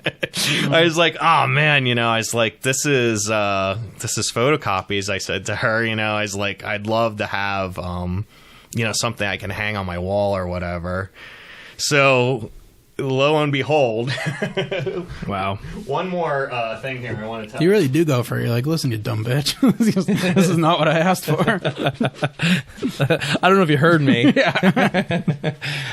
It's just the fact that like the storyboard, the conceptual. Are they in that thing you No, said? I was like looking for my paper. Oh. But I just think it's wild, just the fact that it's not like it kind of reminds me of like. I know it's going to be like He's like the Stan Lee of Evil Angelica. How do you say it? Evangelical. Yeah, he's like the Stan Lee of them guys. So basically, like I don't know where my paper is that I was reading from, but there's this dog that he draws in his comic books. The dog's name is Fang, and it's like the Where's Waldo of Chick Tracts. Chick Tracts. Yeah. So is he in every book? No, but he appears like just in different like locations and stuff. Like sometimes he'll be like right up front, sometimes he'll be in the background, like on the newspaper. Sometimes he's like the girl's like yeah exactly on the TV, you know, just like it's like a little like inside joke that he had. But he's appeared in tons and tons of his comics. I don't know how many times. There's actually a site that has information on it of when, you know, the findings of him and what issues they are in, where he first appeared and stuff like that. So does he ever put it in like a weird place where he draws a picture within a picture, like it's like a gay priest pubes is the Fang? Oh my god. Wow. An original Fang. oh wow. that is original art that I got from Jack Chick. Fang. And that is a picture of Fang that he drew. In 6/20/06/08. See, I think I personally think you're doing something interesting here because I think this is all going to age well. Yeah. So I can tell you this. In my world of collecting Jack Chicks... Once again, to Jason.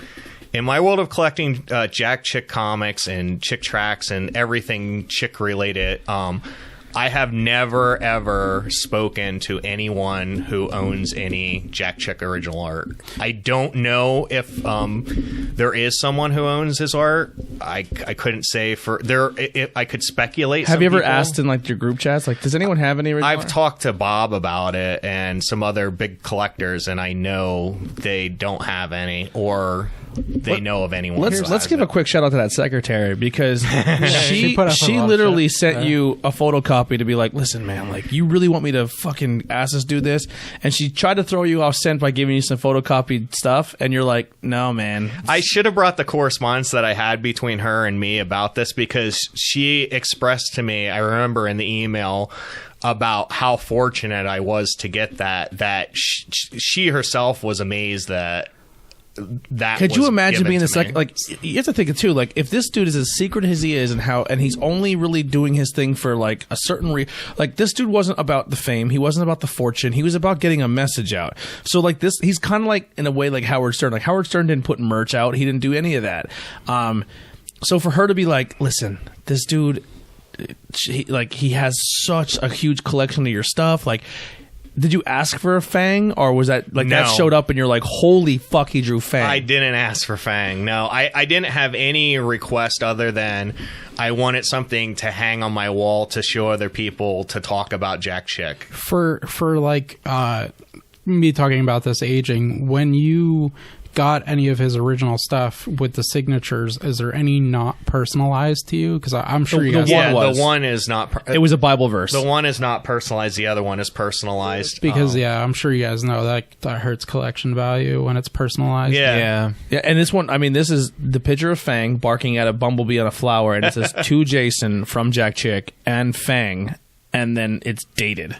Yeah, so to explain that to anybody listening, like autograph seekers will purposely not give their name because they don't want it personalized, because the buyer wants it to feel like it's theirs. They can tell people that it's theirs. Right. If your name's not Jason, it kind of takes away a little bit. And two is like people who resell this stuff will be like, a lot of people will autograph it and personalize it because like, listen, you're not going to make money off my name. And it actually really hurts it really hurts value on some stuff. I actually collect in the way that he speaks of. I never have anything personalized to me. In the case when I got that, I really wasn't upset about it because of how rare it is. Just to give you an idea, if you threw down $5,000 on the table for that, I would not take it. Oh, I would agree. I mean, to me that is invaluable. I've never seen anyone who has Jack Chick original art.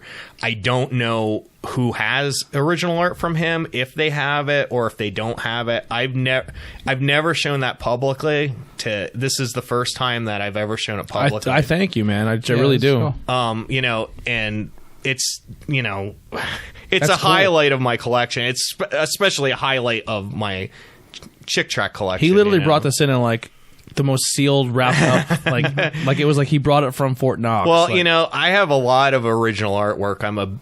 I collect a lot of original artwork. I have, a lot of it in storage because I just don't feel comfortable. So you have living... more original art, like not by him, but other artists. Oh my God, I have tons of original art. Yeah. But I don't feel comfortable having this in the environment that I live in right now, just because I'm afraid of fire and stuff.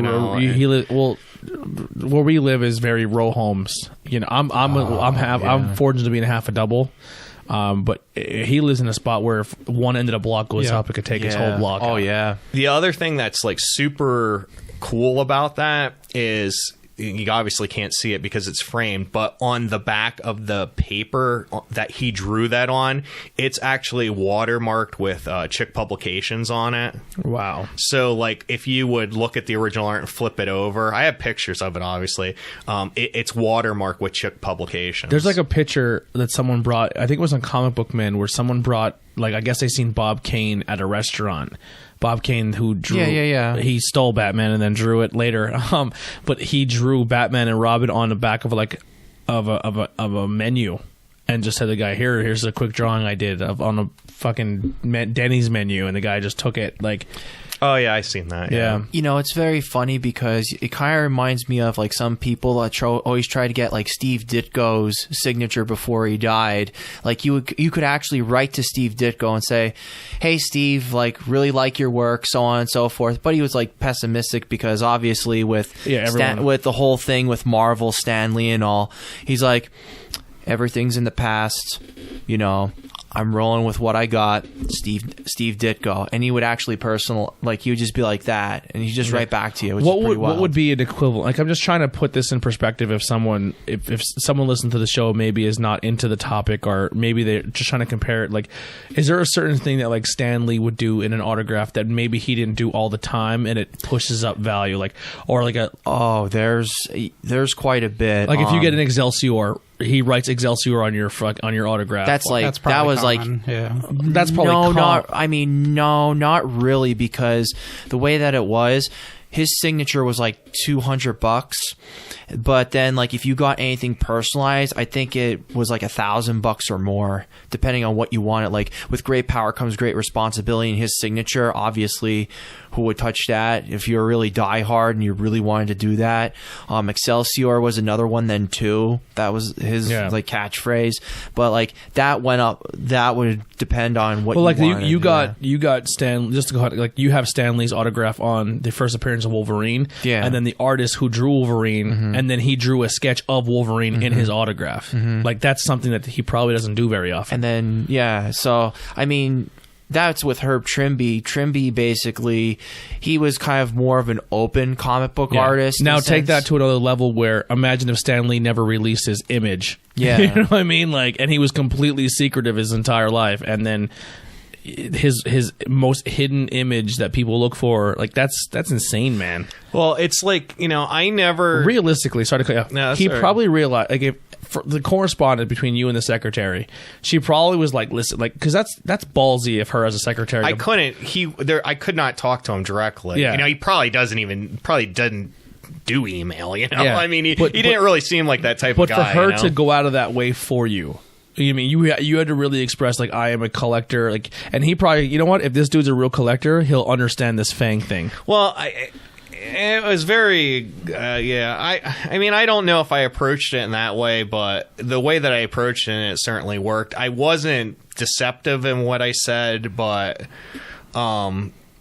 it was Not very that deceptive. I'm a kid dying of cancer. yeah, it wasn't so much of like I was a true fan. It was just more of like I wanted something to hang on my wall to get people to talk about, about Jack or what's that, and that's all true. And now we did a podcast of it. That's all true. But it wasn't so much of like, hey, I'm a big fan or I'm a big collector. You know what I mean? But the idea of him to send Fang, that's pretty cool. Yeah, like I said, I didn't request any particular thing, and I certainly wasn't going to say, I think I might have said like he doesn't have to personalize it, but he did.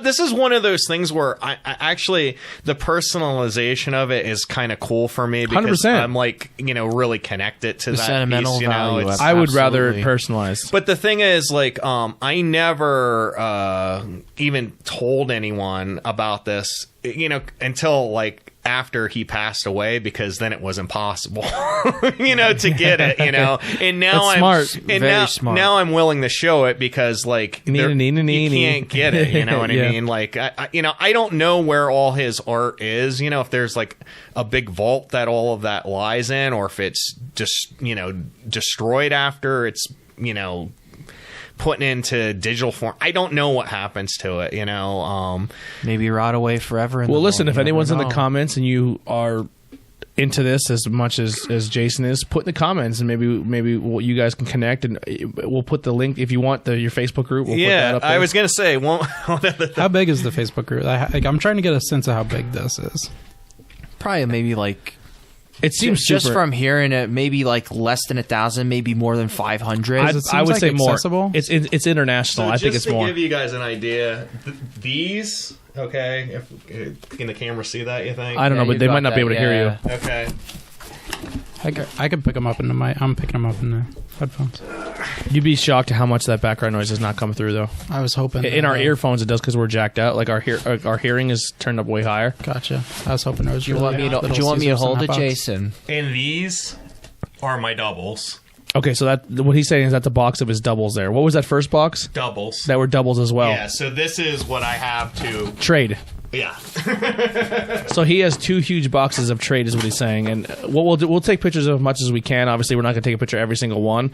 But if this is something you are collective of, and maybe you're looking for one that he's looking for, maybe you guys can work it out. We'll put the links below to Trade Tracts. it up. Yeah, this was a cool topic, man. I mean, obviously, when it comes to the content, I'm way out of left field when it comes to it. Yeah. But I respect the. It's cool learning something new.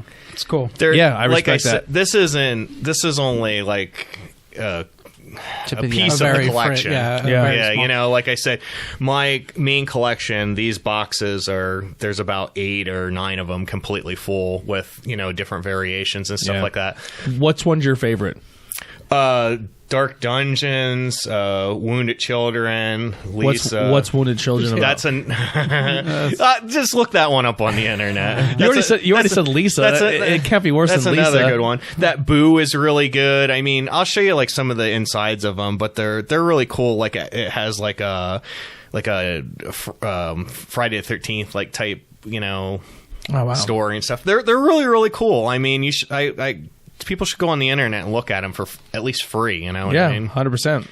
That's a fantastic topic, man. You did a great job. Listen, everyone in general on this show has been killing it with the topics. Ben with your Gundam.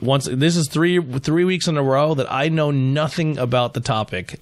And by the end of it, I was like, this is pretty interesting to me. And that's the idea of our show, man. We're like, that's why this new season, coming into this is we're trying to bring out stuff that you may not know or you may know, and try to teach stuff you may not know about it. I mean, there's a lot more about this, but I can't cover it all. You know what I mean? Like, maybe we'll do a part 2 later. If enough people request it, or if it's a very popular episode, we'll do part 2. Just a general question. You were saying you were really into underground comics, and I'm like really into like comic book movies, but not just like the mainstream ones. Like did you see Brightburn yet? There's Brightburn. Well, Brightburn was just a movie of a comic that they couldn't get the rights to make, so they just made it without saying it was Superman. Yeah, it's sort of like that basically. And then like Chronicle is obviously awesome. That's like but like, what's an underground comic you followed and then it became a movie and you were surprised by it?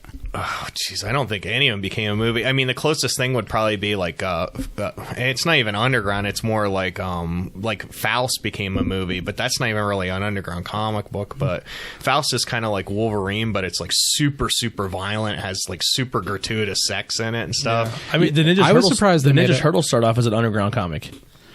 I was surprised. I was surprised they turned Watchmen into such a good movie. That was an interesting one. Well, for me. that's kind of funded by DC under the Vertigo title. With underground, but that was comics, also a novel at first too. Yeah, like with underground comics, like they're called underground for a reason. Like I know a little bit about it because I would say the the biggest one that has hit the most would probably in my brain would be Ninja Turtles.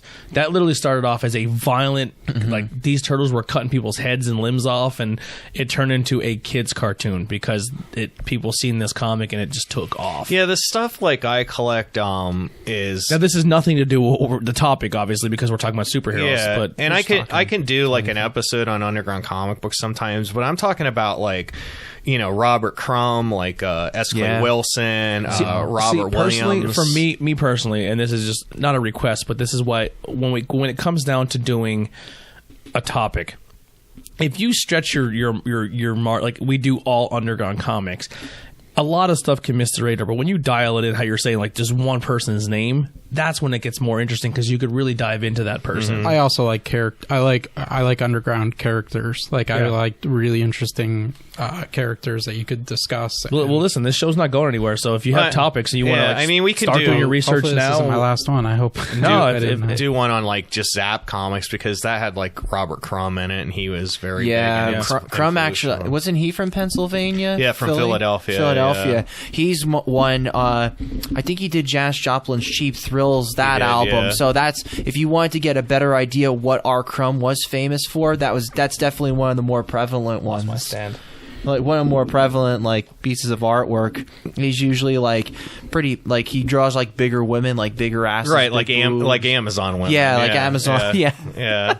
No, I mean I collect all that stuff. I mean my underground comic book collection is probably even more vast than it's definitely bigger than the track collection, but it just makes a lot more sense though. I mean, it's I have some very, very rare underground comic books. I mean, you know, well here's the cool thing I like about Jason as well. I don't have it in arm's reach of me, but he has an artist that he's a fan of that did like a cool Peanuts thing, and I'm super thankful that you gave it to me. But you know what I mean? Like it's a guy who. Are you done with that? Yes, I'm just trying to put that away. It makes me nervous. Yeah, I'm just putting it back in frame for everybody. You're sliding it wrong. It's on the stand, so the stand slide, not the picture. But there's this guy that did these cool like exclusive arts, and Jason's like, and I'm like, oh man, I'm a huge Pigpen fan. And he's like, here, take it. Like I don't like it's a patch. You know what I mean? Like he didn't have to, and I really appreciate that. But like the way I am with like independent wrestlers, like I go to an independent wrestling show and I go buy a shirt from that guy because I'm like, you know what? Like if they never make it or if they do, I'm just happy that I supported them in their journey. Like I'm wearing a guy today that says his name is Lobo, but he's a huge comic book fan. He's part of a tag team and podcast called The Sambo Show. But his shirt is his character wrestling is a wolf. But he has a shirt that says "We Are Lobo," and it's the Venom logo. Like so, the way I support like independent wrestlers or independent music, which is you do in independent music as well, but you like the artist aspect. Well, it's funny. I like it because when you talked about your shirt, I was just like popped in my head like this. I own this original art, so the art that's on my shirt, I own it. Yeah, like I own the original art. It's cool too how he was saying like conversation pieces on his wall. Like when we were in his house, like I don't want to be weird, but when I was walking around, I was like, "Oh, cool, what's that?" And he was like, "Oh, he's telling me the story. This is where I got it. Like, where'd you get this sticker?" Like, he gave us this turtle sticker. You know what I mean? Like, and that honestly, that's what I'm the same way, but no one really asks me. You know what I mean? Like, or asks me. I'm the same way. Like, well, where the hell did you get? Like, why are you wearing the shirt you wear? Or where did you get your? Like, they're the weird questions I ask because there's a reason why you put that on your. Like, I'm very conscious about what I'm wearing or small things like a pin on my hat. Like, there's I'm really weird when it comes to that, and like we kind of share that same thing. I love art, man. Yeah. I mean, like I think even your upstairs room, you have really cool posters and old toys and stuff. I'm like, well, where'd you grab that toy? That's You know what I fine. mean? I forgot, like, because you asked about that Alexander Jodorowsky or whatever. Oh yeah, with El Topo, I have like Holy a Mountain, and El Topo poster up in my room, but it's like a foreign one. Yeah, it's real cool. His cool. I mean, it's just the stuff he has is just super neat. Like, it's awesome. I mean, Was someone my wife probably doesn't think the same thing, but He's killing it. He's killing it. with somebody that's so immersed in the comics and the underground comics, are you in the part of people that you're so into comics that you can't enjoy the mainstream ones because they're too commercial, or do you enjoy the comic movies still? No, I don't like pretty much anything mainstream, to be honest. Yeah, I mean, see, that's what because I noticed that faction. I just like kind of disassociated myself from a lot of that stuff. I mean, it's not that I don't appreciate it. I just like, it's like you posted like the Thing remake or whatever, and it just makes me cringe. Like, I hate that, like Yeah. I love John Carpenter's The Thing. I fucking love that movie. I mean, it's great. And That was actually Yaz that posted that, someone but- wants to remake that. That's like, They tried already and it didn't work. to me, it's just, I mean, you Yeah, take a movie that's so good and you want to remake. Why? I mean, if John Carpenter wanted to remake it, yeah, okay, that's Let cool. him roll with it, I'm yeah. fine with that. But if someone else wants to take John Carpenter's movie that's already like a fantastic movie, I don't want to see it. It's like Willy Wonka. Willy Wonka and the Chocolate Factory is one of my all-time favorite movies that's not horror related. And when they remade that, and I agree hate it. on I that, hate yeah. that. There was fucking movie. I supposedly don't- Marilyn Manson was petitioning to remake Willy Wonka and the Chocolate Factory, but he wanted to make a darker version of it. I would have been interested to watch it. I hate Marilyn Manson too. Really? Yeah, I'm so weird with stuff. Like, I love like heavy like, metal and like, here's shit, but here's I one just- for you. Like, I like monster movies, and like when they Rob Zombie when they movies. remade King Kong, Peter Jackson remade King Kong. Like, to me, I didn't mind that remake because to me is like, okay, we still appreciate the original because of what they did for their time and making it look so good. It was. Some remakes I'm okay with because you have more technology to make things look just cooler. about to say that, yeah. But there are certain things that like for example, I don't like when they redid like the Wizard of Oz. They didn't remake the Wizard of Oz; they just added another story to it. I'm kind of cool with that. But like the Wizard of Oz had like there's so much cool history to the past ones. like you're saying, you would rather have the continuity in the original film made by the same people. The movie Psycho was completely a shot-for-shot remake with Vince Vaughn. I didn't mind it. See, for me, like, See, I disagree there. I like Evil Dead. I love, and Evil Dead 2 is essentially a remake of Evil Dead. Yeah, they but just called it Sam part two. Raimi did it. You Yeah. know what I mean? And it's fucking awesome. It's you know funny what I because mean? they changed really nothing with the plot. Just Yeah. changed the special effects, But- called it part 2 because But he's like to me, that's fine because the original guy did it. Yeah. Maybe he just had more money or wanted to do things slightly. What about the different, new John know? Carpenter Halloween where he took over the franchise and erased everything before? I don't even think I've seen it. It was all right. I mean, like, You know what? The thing about with me, and I know this is stupid to say and stuff, but if stuff gets too popular, for some reason, it turns me off. You know what I mean? That's Like, exactly why I was asking that question because I notice a faction of like I know a lot of friends like that too. Like we have a mutual friend acquaintance that once something gets popular, he's like, "Fuck that." But show. you know what? Like, Oh, yeah. dude, I love craft beer, and craft beer couldn't be more popular. So there's certain things that, like, I won't automatically hate something because it became popular, but I might dislike it a little bit more. What if because of our podcast, these comics go through the roof? They won't. I'm going to like. I've been collecting these for probably like 15 or 20 years or Wow. something. So like, if they haven't got popular by now, Yeah, no, I think to they were go- already at the height of their popularity. I mean, the guy died, I like to go back to the remake subject. I agree with you about technology. The thing I do like though is when there's different storytelling. I think the reason that Andrew Garfield called Spider-Man failed was because it was basically the same story. It was the same Uncle Ben story as Tobey Maguire's and to Spider-Man. kind of add on with it too, they beat the fuck out of the Green Goblin. That's why I like the MCU, because they're introducing characters like Morbius. Well, he's technically Sony, but they're introducing new characters and new stories. Like Iron Man was brilliant. Well, look at Andrew Holland, and they am I right with that? Tom Holland. Sorry about that. Wow, I combined the both of them. But anyhow, here's the thing with that too. You don't need to do Spider-Man's. There's two superheroes that you do not need the origin story for anymore. Spider-Man and Superman. And Batman. You could probably do Superman again, because not many people know his origin story.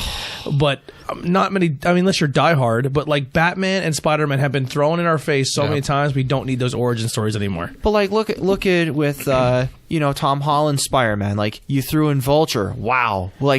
Like that's a perfect pick. And then you got Michael Keaton, or like one of the, and then Mysterio too, a lesser known. And Mysterio, it's fucking great. Yeah, I like great. the new takes on that stuff. That's the sort of angle I come. And like some people don't really care. Like, well, I don't want to cut you guys off, because I want to kind of keep it on the topic, and then we can carry that conversation on for if we do a Marvel one. Sure. In closing, is there anything else you want to?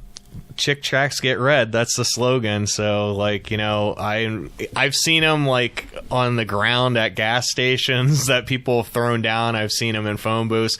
They have places at the Bloomsburg Fair. There's churches there that carry them. I mean, look. When you go to the Bloomsburg Fair, you're like, I hope I find a Chick Tract. I go and look, and I probably go up and I have my like Slayer T-shirt on or something, and I'm like going over looking at Chick Tracts. You have any Chick Tracts? It's funny, like I go into churches a lot with my job and stuff, different ones, and like I'll if I see Chick Tracts, rarely ever, I'll ask if they have any. If I were you, I'd be ones and picking them stuff up. like I that. wouldn't care. I'd be like, hey, do you have any? No, I mean, I'd ask. I don't really have anything to say in closing. Good I mean, way. look, people choose to believe in what they want to believe in. I don't think that Jack was a bad person. I think he really meant well in his message and stuff. I mean, he obviously had different ways of trying to get across, and he ended up offending a lot of people trying to do it. But, I mean, I think he was a good-hearted person. I think he meant well. He was just a little, like... an extremist. Yeah, and he was very... he had a lot of conspiracy theories and stuff like that, so I think he bought into a lot of that.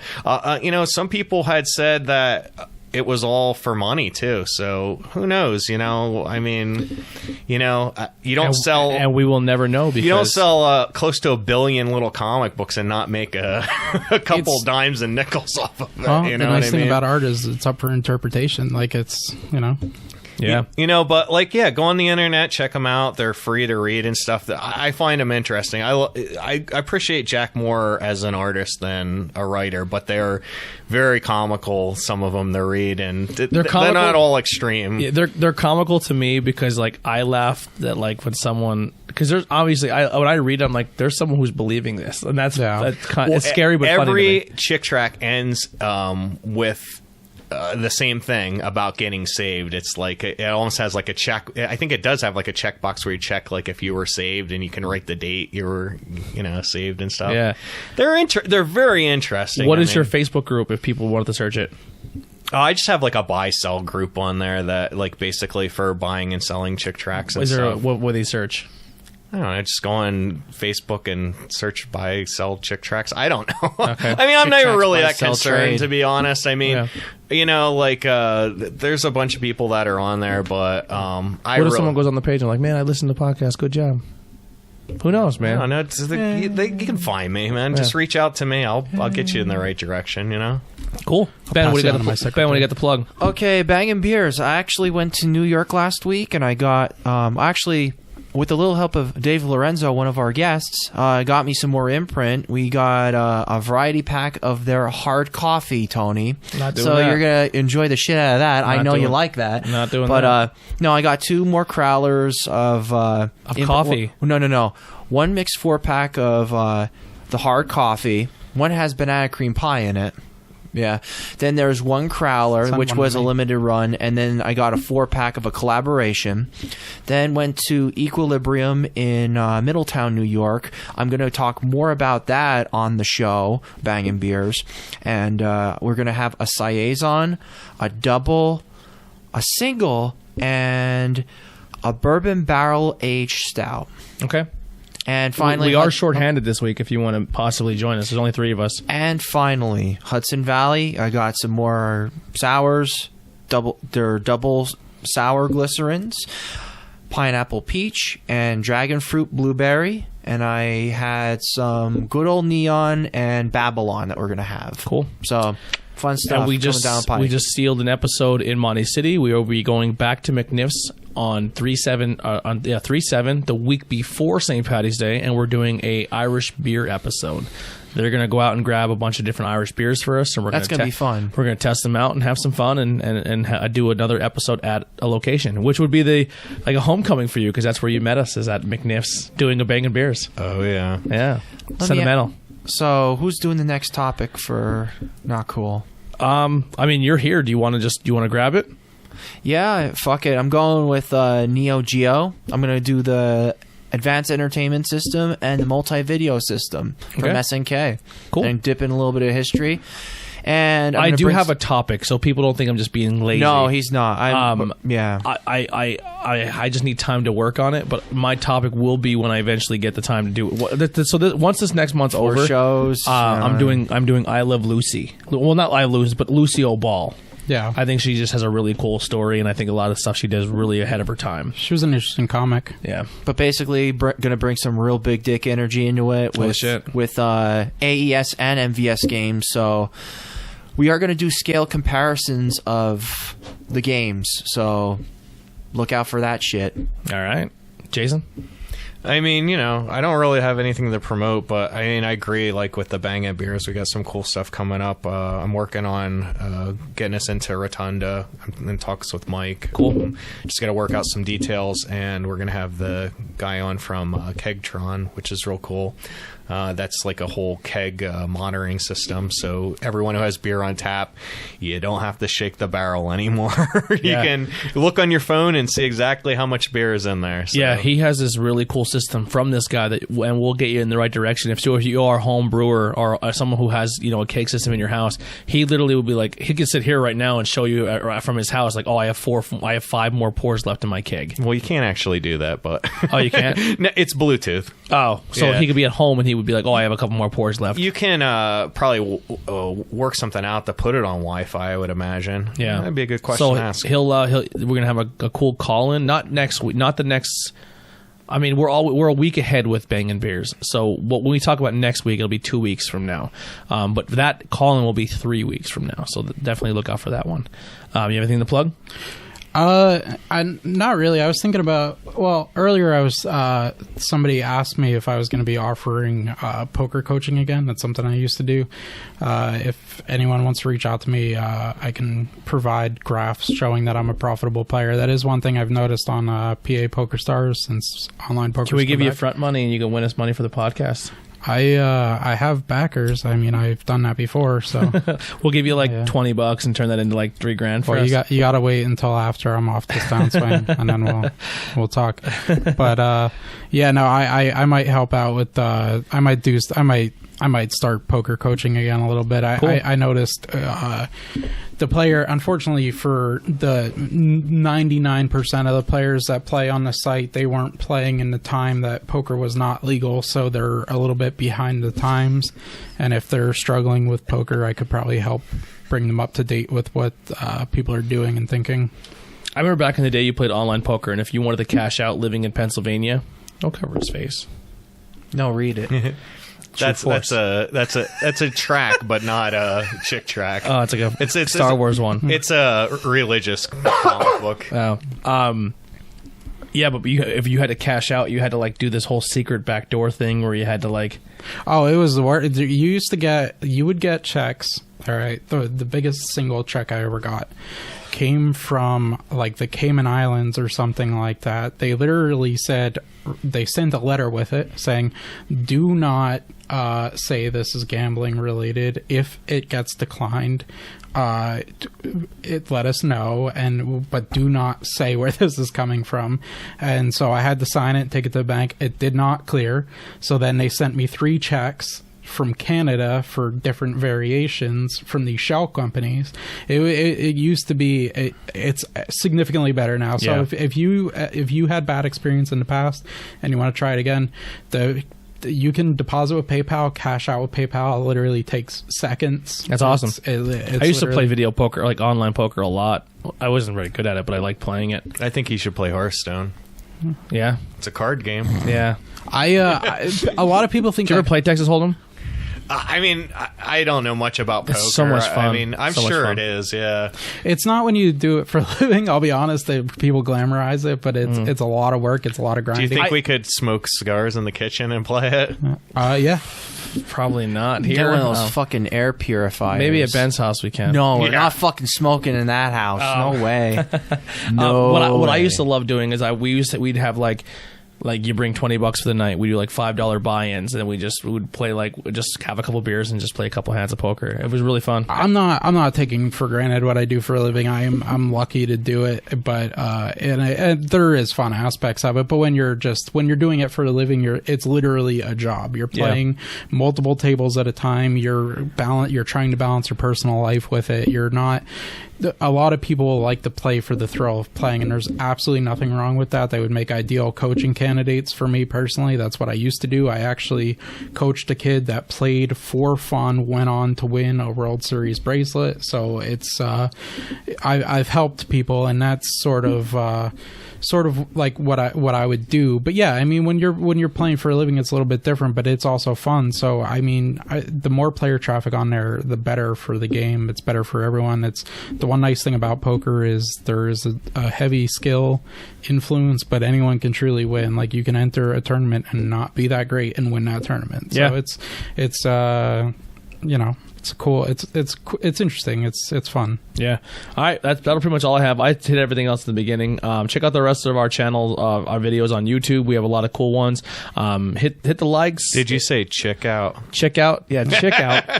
Check out the videos on YouTube. Hit that like, subscribe. Definitely show your friends about it. If this is a topic that you're into, let us know. If there's a topic you want us to do, maybe like put that in the comments as well. Maybe one of us will pick it up, and if we're into the same thing, maybe we might do a tag team one, because with the underground stuff, I can kind of contribute a little bit with Jason. I'm down for helping out with cool. the Neo Geo stuff. I have some stuff to contribute to that. Cool. Awesome. And if, like I said, if there's a topic you want us to do, or if you have any feedback, how you think the show is going now, please, man, feedback definitely helps. Hit us. You can check us out on Facebook. So if you type in Not Cool in High School Podcast on Facebook, you could find us. Instagram, we're not too great on yet. We're getting better though. But IWEP Network on Instagram and Twitter. So you can check us out there, and just keep following us. And like I said, feedback. Send us messages, talk to us, comment on the pages. We're always looking for people to help run the Facebook pages too. If there's a page, or if you want to help write articles or put your opinions out there, we are very cool with opinions. Even if we're not into it, we're not. Our community isn't something that's going to hate on you and say, "Oh, I think you're dumb for that." We're very open minded. Our whole thing is just positivity, and just. We may not agree on the same things, but we're going to respect each other's opinions. Tonight's example is right there. I mean, we joked around and said comments here and there, but on the end of the day, thanks for putting up with me. Yeah, on the end of the day, I mean, this was a fantastic topic, man. I thought you knocked it out of the park. It was awesome. Overall, it was just fascinating. Yeah, so. There's a lot more. Like I said, if you're really interested, go online. There's tons of information. All right, gotta catch 'em all. Trick tracks. I had to get that in. All there. right, you nailed it, Ben. All right, that'll do it. This is Not Cool in High School, and here's some more Look Alive.